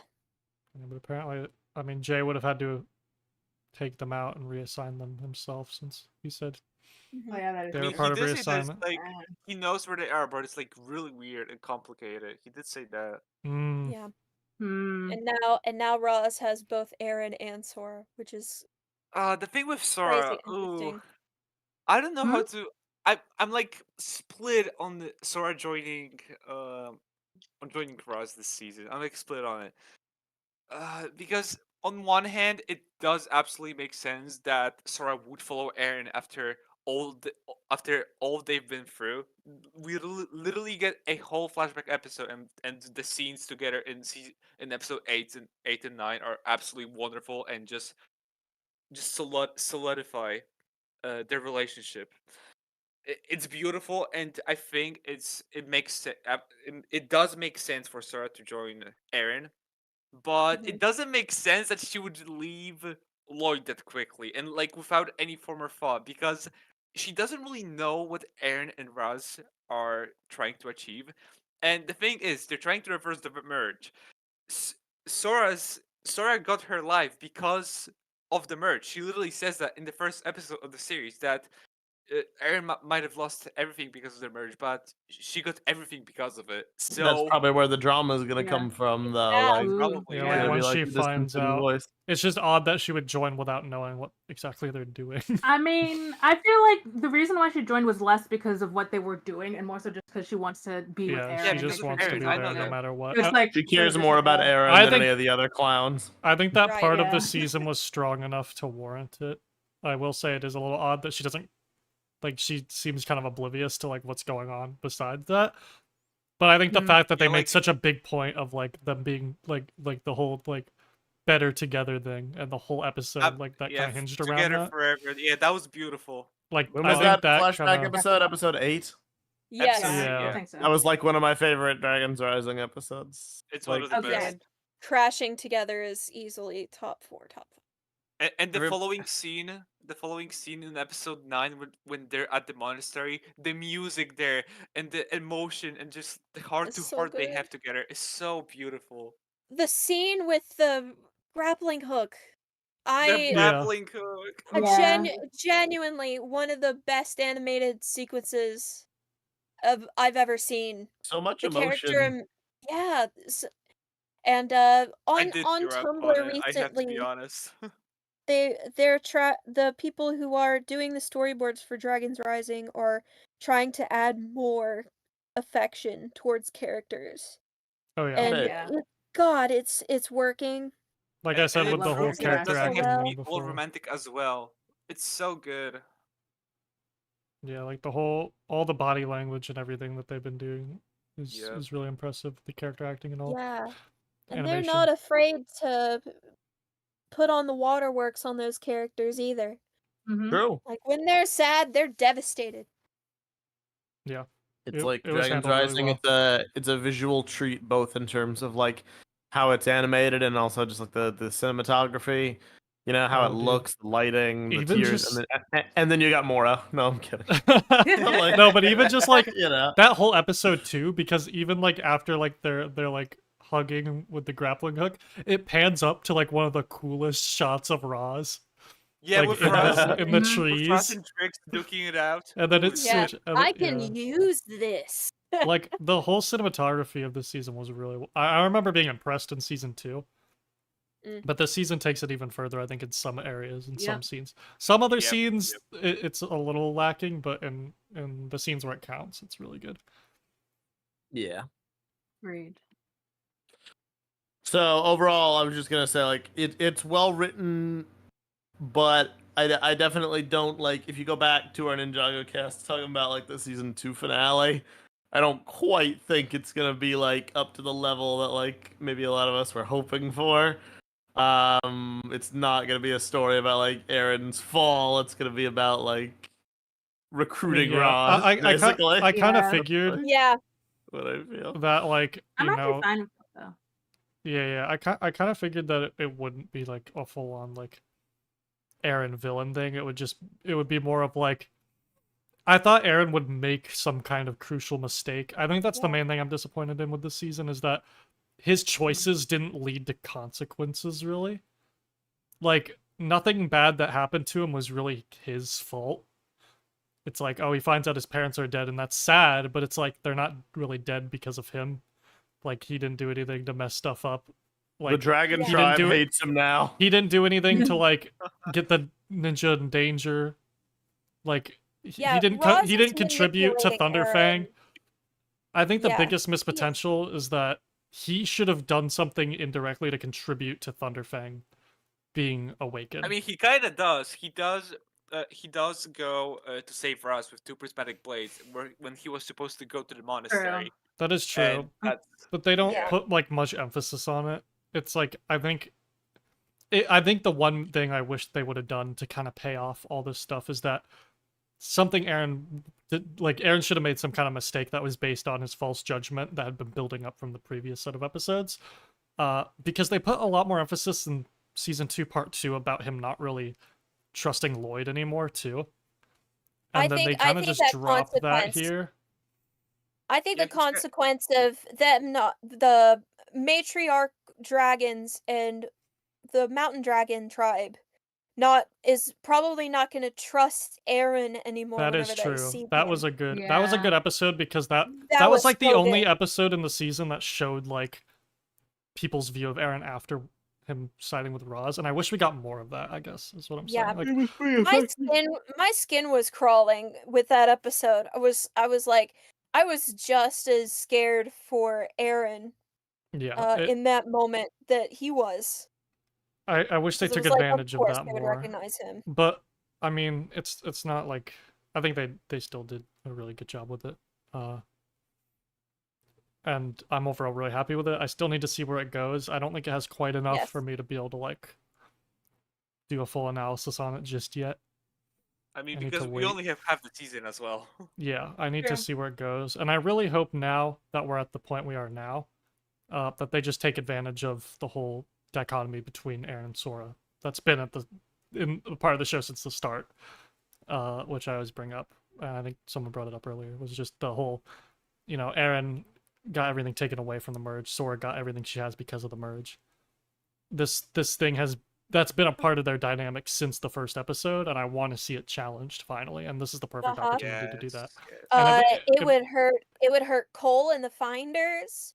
It would Mhm. hurt Oh, Frohickey, finding a Wildfire. purpose. It would hurt Wildfire, especially. Yeah. It's all manipulating Aaron into finding someone to blame, just like he's trying to Yeah, manipulate him into Like, that connection. he puts all the blame on Wu, so I guess Right. that's still intact. And I did- Roz blames the merge for everything. I did find it a tad So- disappointing how at the end of last season he was like, he literally had a line that was like, "The ninja failed me," and it's not like I was expecting, oh, that's him being evil and angsty. I thought it was like he genuinely doesn't trust them anymore. And I think Yeah, that but could have been an it's basically just interesting Wu. angle, but they just kind of they switch it to this season where it's like, oh, I just don't like Wu, because he's Which immediately is a at the start, weird. he's like, Which is a weird "Oh, the ninja are character cool, thing though." when Wu isn't around. yeah, Yeah. it Not just really like, like I don't Wu. really fully believe it, is the thing. I don't really fully believe that Aaron would dislike Wu but just be cool with the rest of the ninja. I feel like there should still be some apprehension. I think that's maybe a bit of what's missing. I think the best choice they made was having him still go with Raz at the end and not having yeah. him I agree. sure. join. Yeah. If he had come back, it would have been like a genuinely terrible season. So like, I'm fine with that. I'm curious to see where it goes. I think it might just be a problem of either like, it's either that they didn't really fulfill all of the potential set up by the ending of last season yet, or they like got a little too carried away with the dialogue last season. Because if they just didn't throw on the lines of like, the ninja failed me, and like, him being mad at Lloyd and stuff, like that stuff was cool in the moment, but now it doesn't really mean anything, Yeah. And it is especially since he turned on his spinjitzu power whenever he was thinking about all the good times with friends, like Lloyd was always trying to teach him. Which would have been a more While- powerful moment, I think, if he had to come to realize that the ninja aren't at fault for everything, and that was his realization. Yeah. That he doesn't need to distrust them, but he kind of trusted them the whole time. So, you know, it's I mean, That's he it weird, still wasn't, yeah. worked, really, just not as well as it could have. he wasn't really Yes. that chill with like all the other ninja, in my opinion. But I know where you guys are coming from. Yeah, I'm that's I'm mostly not just small clocked things. out.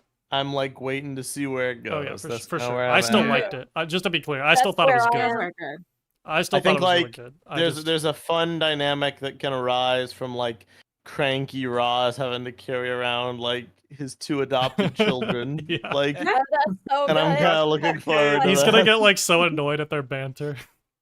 It's I'm gonna be so great. excited for the banter though. The banter's gonna be so fun. Yeah, I think adding It's Sora to the gonna be group is a great. good dynamic. Add a good extra layer. It's cool to see how far we've come from like the 3 of them fighting in Yeah. season 1 to now. Yeah, it's awesome. Right. I do. Okay. Before we get into closing thoughts, there's one thing I want to talk about. I Yeah. want to talk about Lloyd for a little bit. Yeah. Okay, talk about Lloyd. and then Because we gotta talk about Lloyd Jay. last We gotta season. talk about Jay, man. Okay, yeah, sorry. We'll talk about J2. Do Lloyd But first. Lloyd Yeah. last season Lloyd first.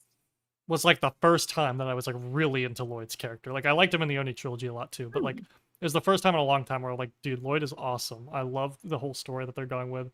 I love all the mental health parallels. Part 2 did a good job continuing them and keeping his like anxiety and all this stuff. And like him losing Arin was such a gut punch at the end because it's like all his worries and fears, like one of them came true, and now he has to deal with the reality of that. And then this season, he just doesn't have like any reaction at all to anything that's going on at all. Like True. he has one Yeah. little scene at the start with Cole where he's like, I'm worried about Jay and Arin. And Cole's like, don't be worried, bro, it's fine. And he's like, okay. And then there's nothing, that's it. Like, Lloyd remind me if I'm does missing kinda- anything, but I think that's basically it. He's just No, kind that of is there. I basically will it, I agree, think. but he's still good. He's still good. He's good as I mean, like it's not he's like he's Lloyd. bad. It's just Oh yeah, He's absolutely, just no. doing his thing. he's Like he back to normally he's does, back which- to how I Kind of expect big Lloyd for to be. emotions, Yeah. He's like, Yeah. I really wanted them to actually take advantage of the fact that he's, I you think know, that like that one has of to his do with that. anxieties came true, one of his fears came Yeah. true. How does he Yeah. deal with Yeah. that? How does he respond to that? And then by the end of the season, he's just like, he doesn't even care that Sora and Arin are leaving with Ross. He's like, oh yeah, we'll just let him do that. Like they can do what they want. I wonder. It's like, I shouldn't you wonder be if a that's little more so. upset? Sorry, go ahead. Yeah, And Lloyd was No, just it's there fine. this season. This had the least amount of Lloyd development out of all of Yeah. the parts we've had so far. yeah. I would Which is say disappointing. I'm fine with it if they like take seasons off. You know what I mean? From like so Ninja, if I felt like someone else picked up the slack this part, but like I said Yeah. earlier, aside from like good moments, I don't really think anyone did. I guess Arin counts, Arin and like Roz, but no one else really had like a ton to do. Hmm. Yeah. What we got was good though. Actually, Frack was really. We haven't Frack talked was about him at all, but I like him a Perfect lot. timing, by the way. That was World funny. of Quest Yeah. Entertainment. The There's super so much chat. in this season. Frack talk, But please. Sora's right Yeah, here. Frack. I love. Okay, I have one. I mostly love Frack. I do have one complaint about him, because I feel like maybe they'll continue this, but they had the scene at the start where Frack's like using his anger and what Roz taught him. That was awesome. And Lloyd's like, maybe don't do that, bro. And he's like, and then that never gets brought up again. True. I thought that was gonna be his arc. I was like, oh, interesting. They're setting up another arc for him. And then they just don't Instead- do that. Instead, we got serpentine splating. Instead he learned how Right. to be a better person, which is cool too, because my I gosh. like his dynamic with Yes. Sora a lot, and I like how they both Yeah, kind of he like. was like trying to prove to Sora that he wasn't like one of Raz's goons. Yeah, like I like that a lot, and how they both kind of learn little friendship lessons since they both kind of And True. needed it. and also the one line in episode 1 crush on Sora. Yeah, Oh, That that was was funny. unexpected. so That was funny. really funny. Very And endearing. whenever in episode 2, when like that Dragonian lady. Oh God, we haven't talked about Dragonians. Okay, we will get to that in maybe. I don't know much to But say. yeah, but when the Dragonian lady says like we don't know his relationship status, and then Frog like goes really, he's like really excited. Like what? What? Why did you say that? Why did you do this? That was It's so funny. great. Yeah, I like how they slipped that in, but they didn't like overplay it. They didn't have like Yeah. Track like crushing on Sora the whole time. It was just a little background thing. Yeah. And they It's were nice. free to do little fighting banter. You know, no, my color scheme is better. I love No, that. my color Honestly, scheme is better. Frack and Sora's dynamic is like one of my new favorite character dynamics. I love how It's Sora's great. just so done with him. It's very endearing. I wasn't It's- totally sold on him joining the team. I was kind of like, I thought it was a bit odd, but I'm 100% on board. He's cool. I like Frack's Frack. do- I do like that. Wait, I forgot what I was gonna say. Mood. All good. Yeah, It will Frack. get back to me. It will get back. To I hope me. we get something in the final like Dragon's Rising season where like all the old ninja are incapacitated or they have like their Yeah. souls sucked up. Yes. We And got all the new new ninja ninja. have to like come together to save the Oh, Yeah. that'd day. be cool. That would have been Like Yeah. fun. Thunderfang would get one ninja at a time. Mm. Yeah. Nauticon too. I love how they're building up the new team still. It's awesome.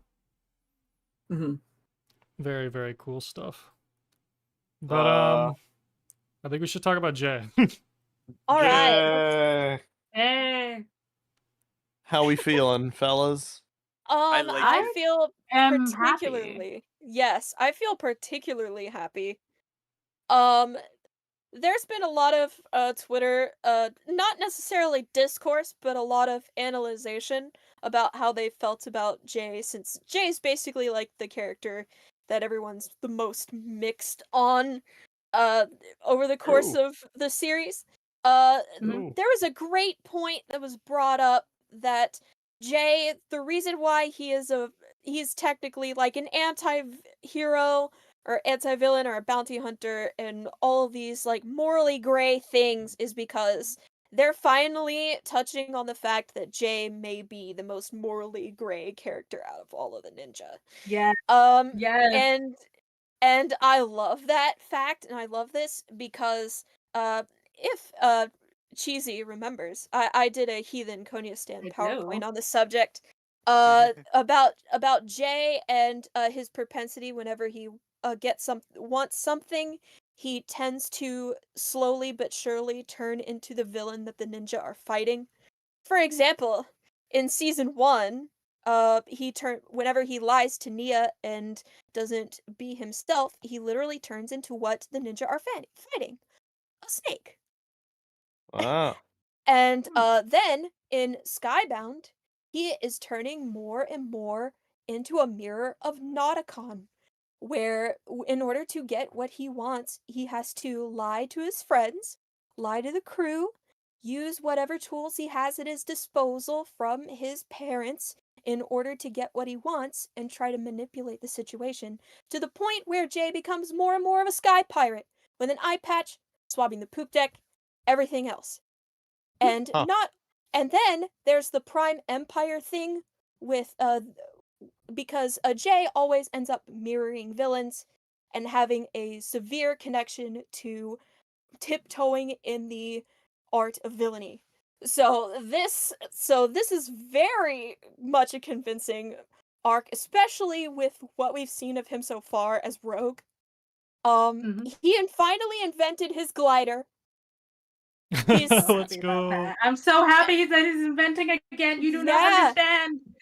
Yeah, and just like every other season, whenever he's alone, he is very, very capable and dangerous, which is epic and amazing. I love that. And this is one of the best things about Dragon's Rising is Jay. Just like the little parts that we've seen of him so far. Everyone's like waiting on bated breath also that the connection with Nia and their romance shouldn't be the thing that takes him out of it, but that but it shouldn't be like a true love's kiss by her or doing all of that, but instead having the whole team wanting him back. And I slowly but surely think that they're going to do this, but we'll have to wait and see. The sequence where he is using his glider that he invented to take down Ras and Arin in the ship is easily one of the best fight sequences I've ever seen in Ninjago. It's so sick. It was really cool. So good. And I can't wait to see what he does even further. And that's my point. Thoughts, because I truly think that I would also like it to connect with Arin in the fact that just because he was like manipulated into doing something that he also has done shatter spin, that doesn't mean it's the end for him. Just like any other, like, just being Jay and just being himself is very much a connection to all of his story arcs. And I think that's the direction they're going, and I'm really excited for that. And they've done a really good job so far. To I hear piggyback off you. of that. Yeah, go ahead. To piggyback off of that, Jay has never really been like my favorite ninja, but I've always felt Same. like he's a ninja that has so much potential with like character work if you wanted to actually put in the legwork. As someone who spent the better part of like a year and a half to 2 years writing an entire special revolving around his character, it'll come out soon, I promise. Suffice to say is I feel like this does fix a lot of the issues that I also had, like Crystal was saying, inventing again, being capable, not just being whiny all the time, that be his only character trait. God. I'm so happy that he's finally back to being more fleshed out than what he was for the last 2 years, 3 years. I'm bad at time, I don't know. I will say, you guys clearly have like a lot of respect for Jay as a character. I'm not as big on like Sure. here's my ideal like ending for this. I hope he doesn't get his memories back ever. I hope he becomes a new character essentially. I agree. Forges new friendships with the ninja, but not like based on who he was, but who he is. And I hope Yeah. they have a situation where he falls in love with Nia again, and it's all romantic, and like no matter what happens, they're like fated to be together. Except this time, it's actually written well. Just because I think that would Yeah. be nice to see. Sure. Yeah. So You see my profile picture. I was somewhat disappointed. Yeah, I mean, you know, I get you. Now I was somewhat disappointed at the end when he hasn't remembered, but he is still very much acting like Jay, just with no memories. Yeah. So immediately I'm Yeah. like, okay, they're probably not gonna do the whole different personality thing. It's just gonna be him. But like you guys were saying, like if they give him a bit more autonomy, they make him not purely comic relief, dial in on some of the things that make him unique, like the inventing. Maybe that'll happen anyway, potentially. Who knows? Hopefully. Yeah. I'm willing to give it a shot. Yeah, I like But that idea this about go round, I was very kind of like, yeah. I'm very open to the idea of him not getting his memories back, but that his relationships are still similar yet fundamentally changed. Because Jay has fundamentally changed. I doubt they'll Sure. do that. And By the way. but yeah, I bet would be they nice, will though. have him get his memories It would back. be- I'm just like, I wish they would. Yeah.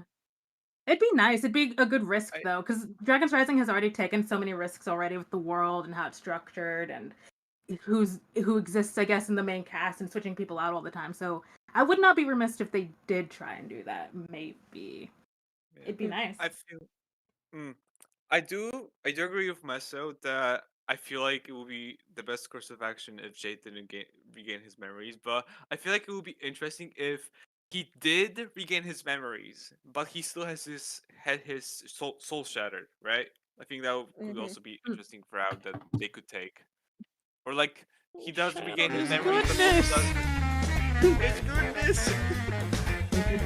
But yeah, I feel like it could also be interesting if he does regain his memories and he just like remembers the bad things that he did.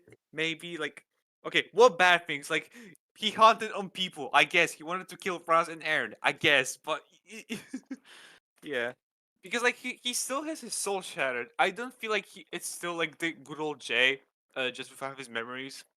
I feel like part 2 will Yeah. expand on him kind of being like a douche to other people at the monastery. Yeah.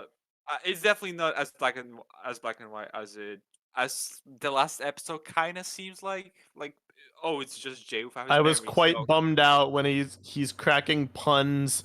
He's like whining about his hurt ankle. Okay, He's man, okay, that like was Yeah. quipping. And I'm But like, no, it happens. It That was a happens bit every too much. time he's with the other ninja. It's just gonna happen in their vicinity. It's like, Yeah. oh, somebody I has mean, to I know be the there's- comic relief on the team.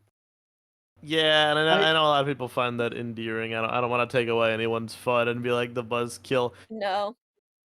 I do like It the is idea that because his I know they're core trying to be like, personality- oh, you know, the real Jay is still in there. I do like the idea that his core personality hasn't changed. Like his subconscious is still there. Yeah.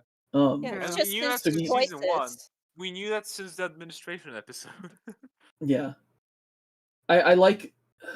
I really like Yeah, the Jay we have it's true. now. I really don't want him to get his memories back. Same. So, I'll give my take in a second. First off, Superfan Go is a super chat. If I had a nickel for every time a change happened that people hoped was permanent or had consequences and then got reversed, I'd have so many nickels. Right. Real, unfortunately. Welcome to Ninjago. Where nothing ever True. mattered. You'd think after time I would stop hoping, but alas.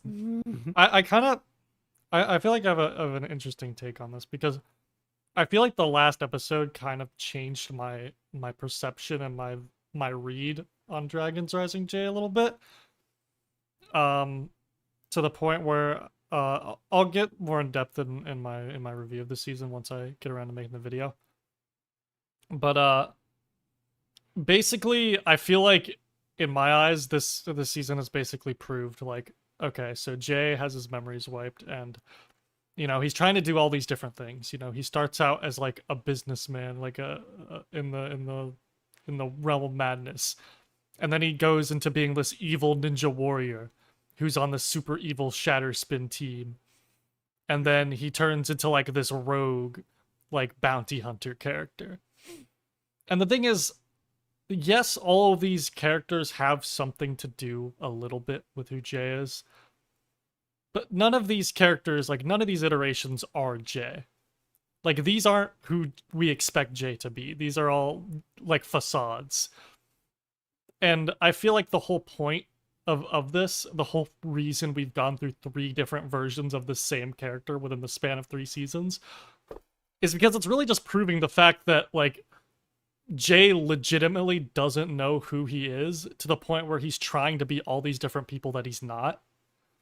And I think what the through line is going to be is that once Jay actually realizes who he is and is willing to accept who he is and who he was, that's when he will be able to, you know, get his memories back and be with the ninja again.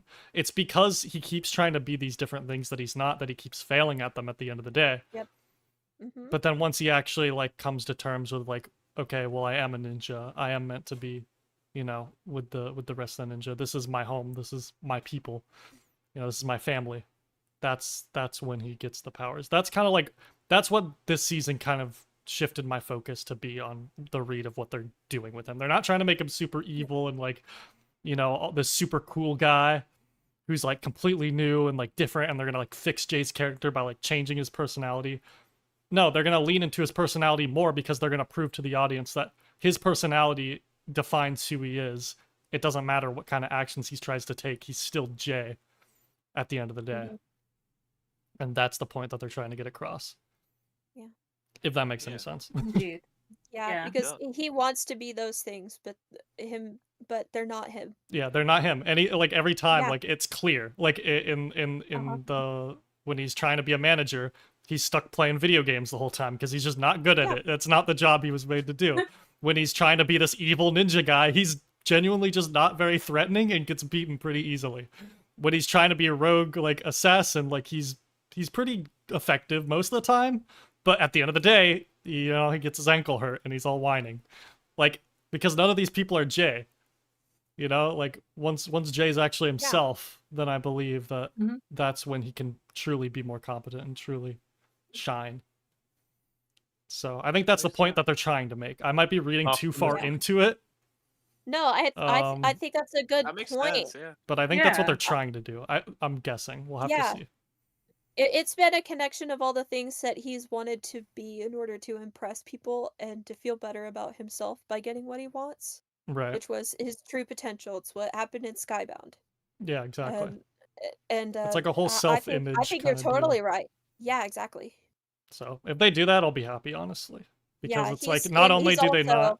Because, like, as much as I love Messo's idea of him becoming a new character, I feel like that can kind of tiptoe into the territory of them just kind of mischaracterizing him, which would be fine in the context of him not having memory. Like, how can you really mischaracterize someone who doesn't have their memory? Like, it's just a new character. That's fine. But I think, you know, as much as some people don't really like what Jay's character is, it's more respectful to the IP and to the character to reinforce who Jay is through a new lens, rather than trying to reinvent him. And that's like a reinventing him would be basically an admittance of like the old character not working, and that doesn't seem like what they're all about. So. Yeah, and that's something that this season made me realize, because I was totally on like Messo's train of thought before, but now that the season has kind of flipped it for me, where I'm like, okay, well maybe Jay could work if he is just Jay, but if they follow through on the story. All right. I mean, he's worked before in the past. I mean, your mileage may vary, I guess. But mileage may vary, but he has potential. Skybound, if anything, Skybound shows that his character has potential to be really cool if they don't mess up the messaging completely with other characters. So surround him with a better story, get some tighter writing, continue off the themes that they've been building up throughout these seasons, and I think even if Jay isn't everyone's favorite, even if Jay has a bunch of jokes that people find annoying, if they stick the landing on the through line, the emotional through line, in the context of who Jay is, I'm fine with it. And in the context of the entire team, not just one person. Please and thank you. Anyway, that's my long-winded Jay analysis for you. Fair enough. But I think in terms of that, we should go ahead and give final thoughts. Let's go. I'll go backwards down the list, starting with Dawo. I feel like I always mispronounce your name. I can never pronounce the W. It's fine. Or enunciate it correctly. Because it is kind of like a Polish variation of my name. It's kind of like Dawo, but I've gotten so used to how people have like pronounced my name to know you just don't even mind. Yeah, I don't even care. It's fine. Us Americans. Now I want to try and pronounce it correctly, but I feel like I'm gonna mess it up, and that would be even worse. Don't worry about it. It's fine. But anyway, those gosh darn Americans. what are your thoughts overall on season 3, part 1? I really like this season. I really like this part. Though I am conflicted on a lot of things, and I do have a lot of nitpicks to the point. I feel like this is the season that I've been most split upon, with the amount of like. Could I even call it nitpicks? I think these are like genuine problems that I have this season. Yeah. But that's fair. I do like what they've done with a lot of stuff. I love Frack. I love Sarah and Aaron. I love Ras. Kainia and Wildfire are great as always. Rogue is also good. Forbidden 5, I'm hurting over them. I'm hurting over them, man. Yeah. But besides that, Dragon's Rising is still Dragon's Rising. It's still good. It's still, in my opinion, better than what we had before in terms of Ninjago, and how it's not like a one and done thing. It's just like it moves throughout the storyline. It's great, and I do wonder how they're gonna do stuff with part 2, because Dragon's Rising does like to do this thing of making us more confused after one part. Yeah. So I do wonder how they're gonna do part 2, but I'm excited. I like it. Yeah. Yeah. thank Cool. you. Before we get to the Nice. next one, World of Cards Entertainment has a super chat saying saw someone on XAJ faked his wine just to get free help as he knows he can't walk away. Love his line with Cole, Funny. just none of them with you, bub. That's so That good. was funny. Oh my gosh. Meso, do you need to like leave soon, or are you Nah, I didn't go the order you're going. You're fine. okay? Cool. Because I just thought about that after I started. It's getting there, but we're in the wrap up. I'm fine. Okay, cool. Keep going. Crystal, what are your thoughts?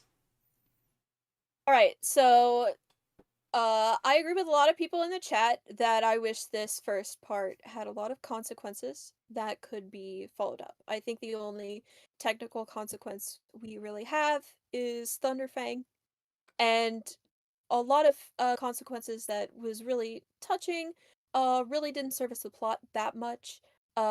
Wildfire and Roby didn't accomplish much other than great character moments. While character moments are the bread and butter of Dragon's Rising, sometimes it doesn't mesh into something with a good pace. I would think that this is probably my second least favorite part of the series so far, but I will say that this isn't there is no bad part of Dragon's Rising. It's just some things have a lot of potential that end up being disappointed, and we're just waiting and waiting and waiting for something really shocking or really risky to happen, and it's not.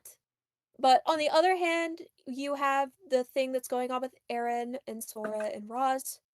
You have the integration of new characters that are beloved by the fandom.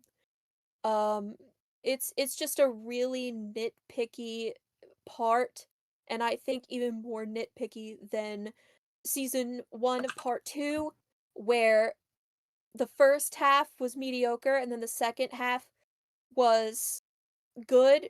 It had Land of the Lost Things, Absolute Power, the Administration, that Mhm. finale, which is amazing. And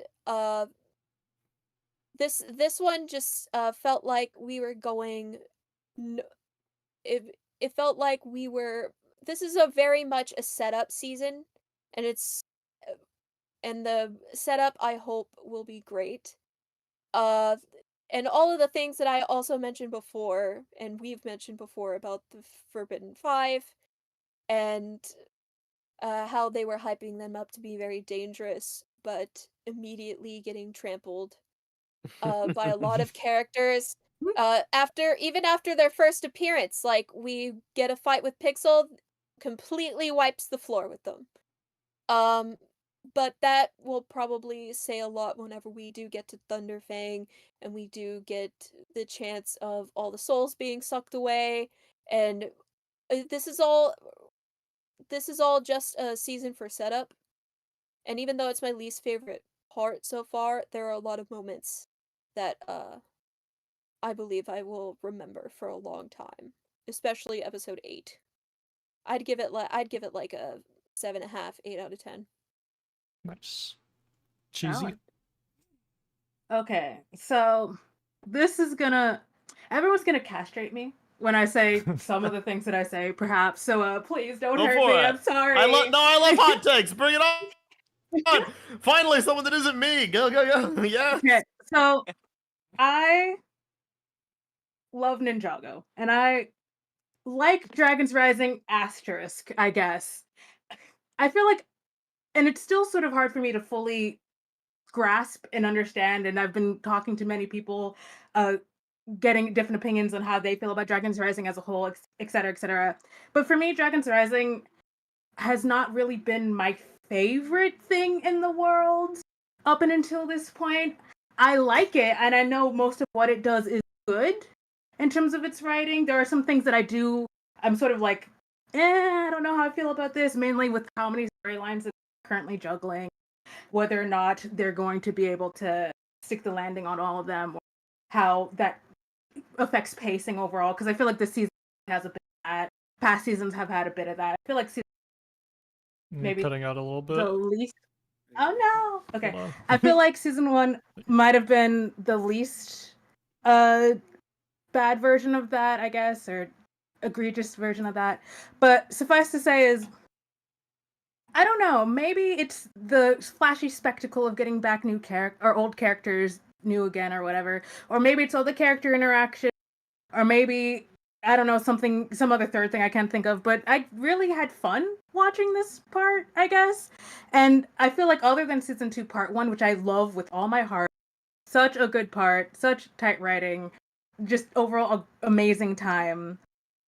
This is probably the part that I had the second most fun watching. Now, whether or not that really deems quality is not really a fair thing to say, because it could just be me being very subjective rather than it being good overall, because there are definitely issues.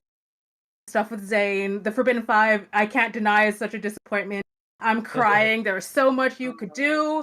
You could have had such the perfect anti-found family vibes with them to parallel the ninja. It could have been great. We could have fighting all the time, have like such great bickering, like banter, but we didn't get any of that. Instead, we got a bunch of blank slates who I guess did cool stuff and kicked butt, but except for when they didn't, because half of them are bad at their jobs, I guess. But I don't know. I guess I'm torn, because it might literally just be me being happy that Pixel's back, being happy that Morro's there. Really, though, I will say that I think Arin and Sora in this season are really, really good. From the beginning, they were pretty dang good for the most part. I was not fully sold on them, but this part I feel like was the part that got me over that hump and really being as sold on them as I wanted to be from the start. So I feel like that's also maybe a part of it as well. I don't know. Overall, I liked it a lot. I'd say quote unquote objectively, because there's no such thing as objectiveness in art, I guess. Objectively, I'd give it a 7 probably, but subjectively I'd give it an 8 probably an 8 or something like that. I don't know, 8.5. I had a really fun time. Nice. Epic. Josh? Yeah, that's totally fair.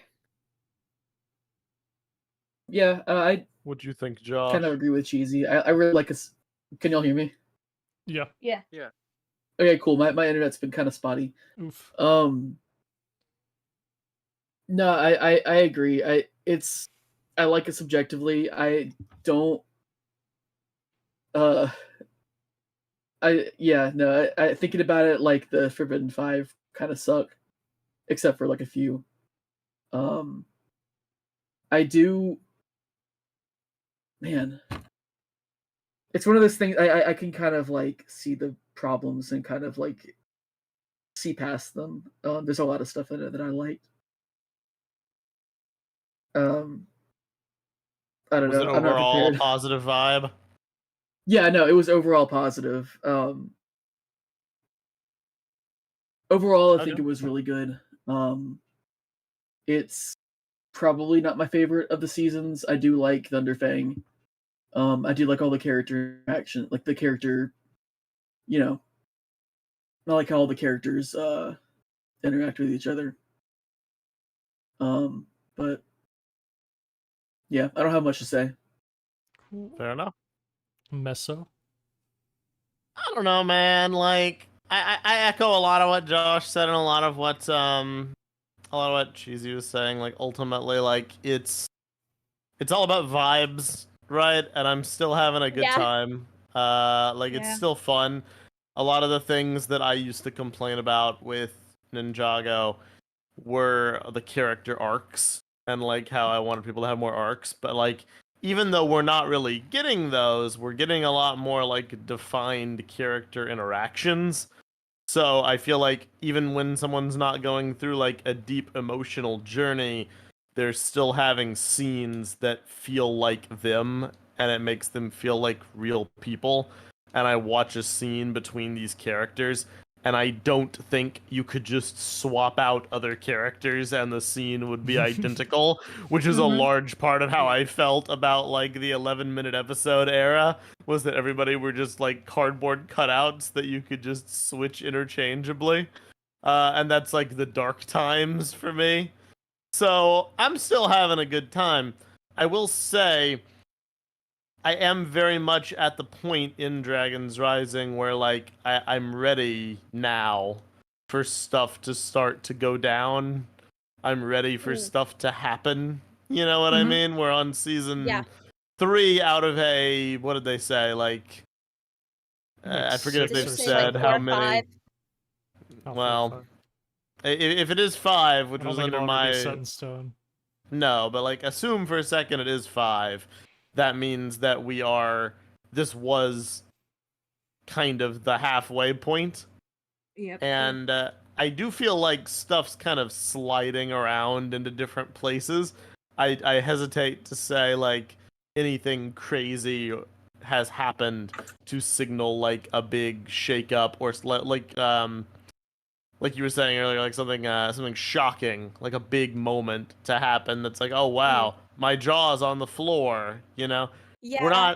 we don't have Hmm. that. We have a bunch of like slow slung, like it's a game of chess. You know, different pieces are being moved around. Different people are kind of shifting alliances. Oh, and you got Arin going off to see Ras. Now you have Sora going off to see Ras. Not bad. Still in it. Still having a good time. But I would like for some more things to happen. And I think when Agreed. people look at stuff like the Forbidden Five and we criticize them, you can boil it down to like the specifics and get all nitpicky and be like, oh, it's their characters or it's their powers. I don't really think it's that. I think it's what they do. I think it's the stories they're involved in. In 10 years from now, if Ninjago is still around, no one's going to look back on the crazy story of the Forbidden Five and make video essays about their characters like you could do with some of Ninjago's other villains. And that's a sad point to me, because, I mean, you always kind of got to compare things to the greats. And that's the only thing. The villains exist to drive the story. And if the villains are weak, then the story will also be weak. We didn't even talk about the whole plot True. of them subjugating Dragonians, and for me, that was very much by design, because I don't care. It was quite dull. It was quite boring. The Yeah. Dragonians were just a bunch of nice people, and the Forbidden Five are just a bunch of evil people, and they needed some Yep. foot soldiers for the ninja to fight. That was basically it. I don't know where I'd rank it. I don't know if I even could rank it. I'll wait and see part 2. I am still having fun. But like, Yes. pick it But up. things can also be mediocre but still feel That's true. good whenever you watch them. That's true. Indeed. I don't know if I'd even You're absolutely right. I don't know if I would even call it, because I have a very like harsh quality standard typically. I don't know if I'd call it even like mediocre. Like it's still good overall. I just think it's Still good. slacking in a few areas. I will And say I it want them didn't to pick it up. frustrate or bore me, and that's kind of like that's a good thing. I agree. I I was wasn't sitting there getting mad at like. I had no negative points. emotions watching it. It was a blast. I laughed at basically everything, even the Cyclops, which people make Yeah, fun I of. love the I was Cyclops. cracking up at the I wish Cyclops. they Love mentioned Power it. Lid. The old Is Psychopath this just narration is the best character ever. I love him. So like all the good stuff hits, but like Is this pick it just up. the part of Dragon's Rising where we have to turn our brains off for like I guess storytelling so. purposes I mean, and that's just sort of like how go on the ride? that's Maybe. how I feel about Prime Empire to an extent. Like that's why Yeah. it's like a season that I can just like. Well, there's more to that too, I guess. But it's just one I can turn off my brain and just put on in the background and be like, "This is nice. I'm enjoying this." I guess. So yeah. Yeah, I feel like I would have had a much better time with Prime Empire if I could have learned how to do that. Instead, I just kept over analyzing everything. It wasn't fun. Yeah. That's all I got. I'm curious where it goes. Cool. Me too. Me too. We're just waiting for somebody and during the chess game to say check. Yeah, basically that. Yeah, exactly that. Hopefully it's sooner rather than later. True. Yeah. Honestly, I mean, if you go back and look at the videos I've made and the my what I've said on podcasts, I don't think I've made it a secret that I like really like Dragon's Rising. Like Yeah. from the start, Yeah. I've basically adored this show. Yes. The thing is, after season 2 ended, I liked it even more. And my thing about season 2 was like, after season 1, I was like, I just want season 2 to be better, because even though I love season 1, there was still a lot of stuff that I don't really dig too much about it. And I was like, if season 2 can be better and pick up on some of the flaws, then I'm gonna be really into the show. And guess what happened? Season 2 was better, and it picked up on a lot of the flaws, at least in my opinion. Yeah. I agree. And that is when I got super invested in Dragon's Rising, basically. Season 2, Part 1. Season 2, Part 2, I liked a lot as well. I loved the stuff they were doing with Arin. I loved all the build-up. I loved the Tournament of Sources. All the stuff they were doing with Lloyd. Sora's whole arc throughout the first season, and how her story carried over. So after that, of course, I was like, okay, well, it's a high bar, but I really want Season 3 to be even better.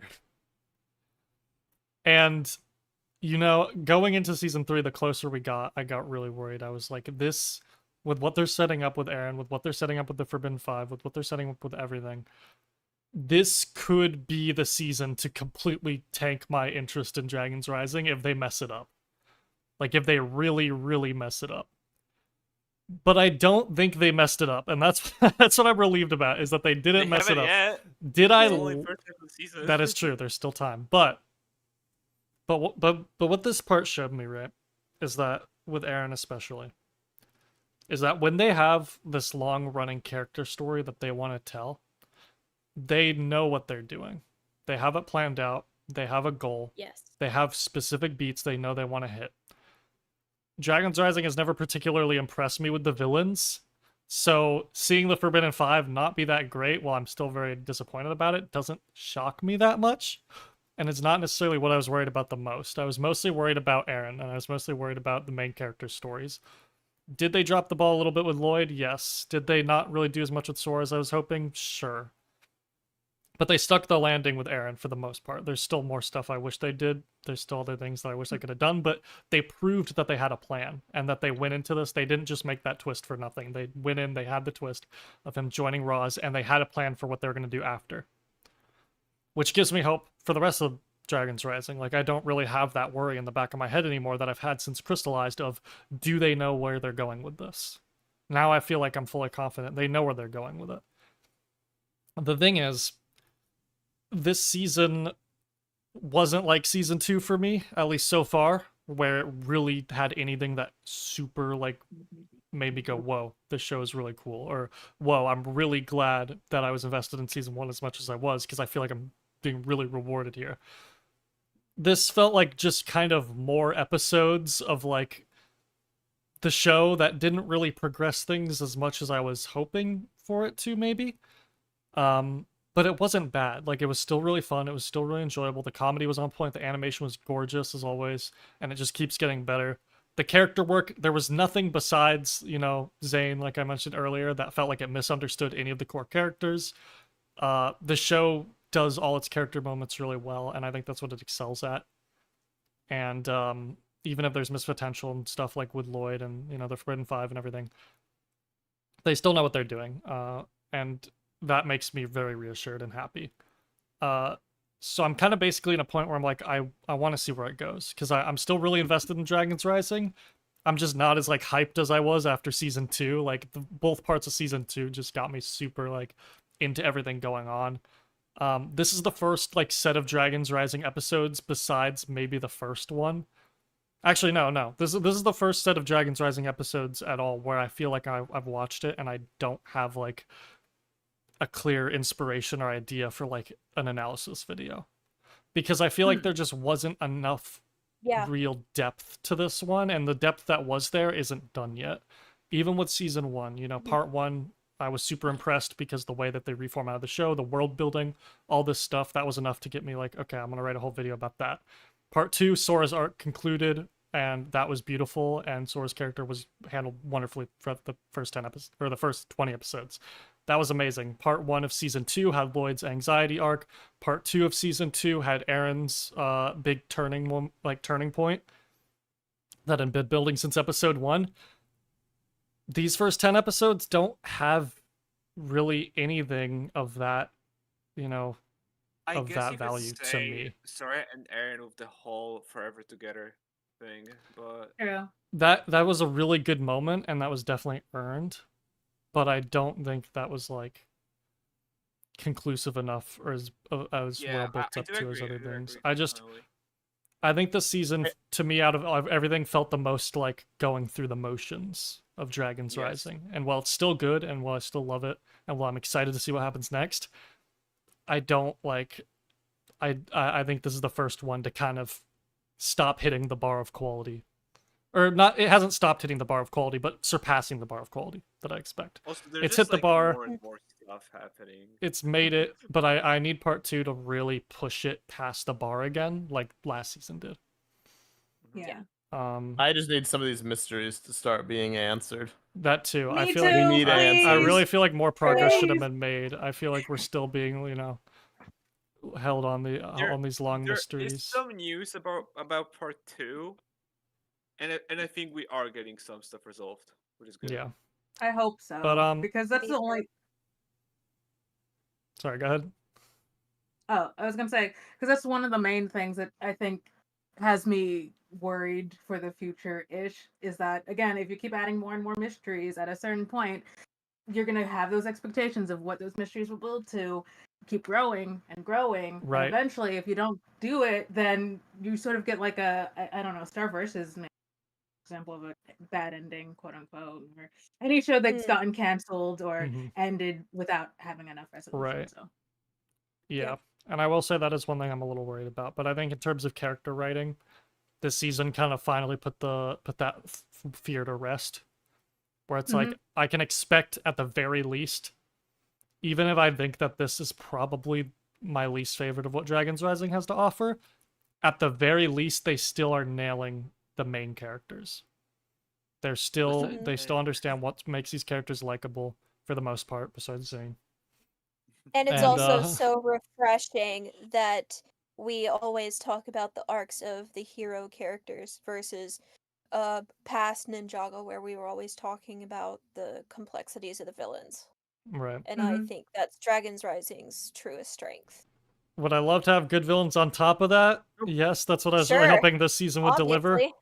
But at the very least, I can expect good character stories. I can expect good character interactions. I can expect really funny moments, gorgeous animation, a fun story, fun episodes.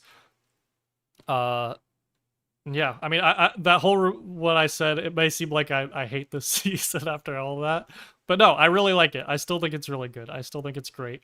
I'm just not at the level of like, end of last season. I was like, guys, we've done it. We've surpassed the Oni trilogy. Now I'm like, we're kind of below it again, but that's okay because everything has its ups and downs, and I think there's no we'll reach. bad season of Dragon's Rising There will so always far. be another high, and I don't necessarily think this is a low. It's just when it comes to the bar quality for Dragon's Rising, it's just hitting it, but not quite surpassing it like I kind of love to see.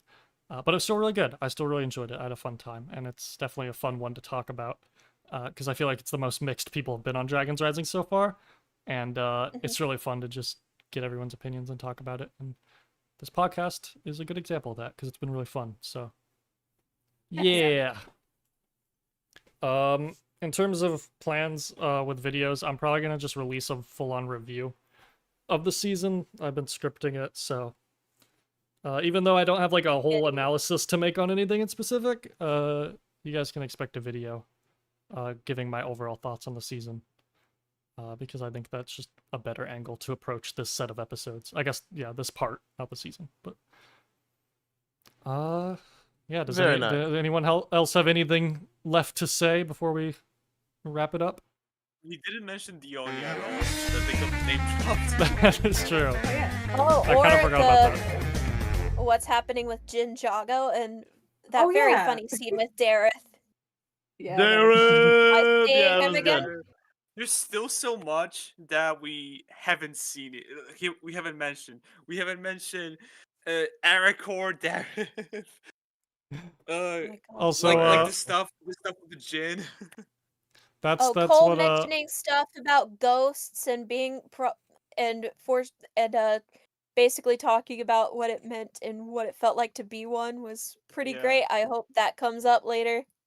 I hope to have Mhm. some streams in the future with Yeah. even more people and just talking about I stuff just saw a and super hanging out. chat So from my friend. also, yeah, you can feel free to read that out. Yep. It's from my friend Ivanic.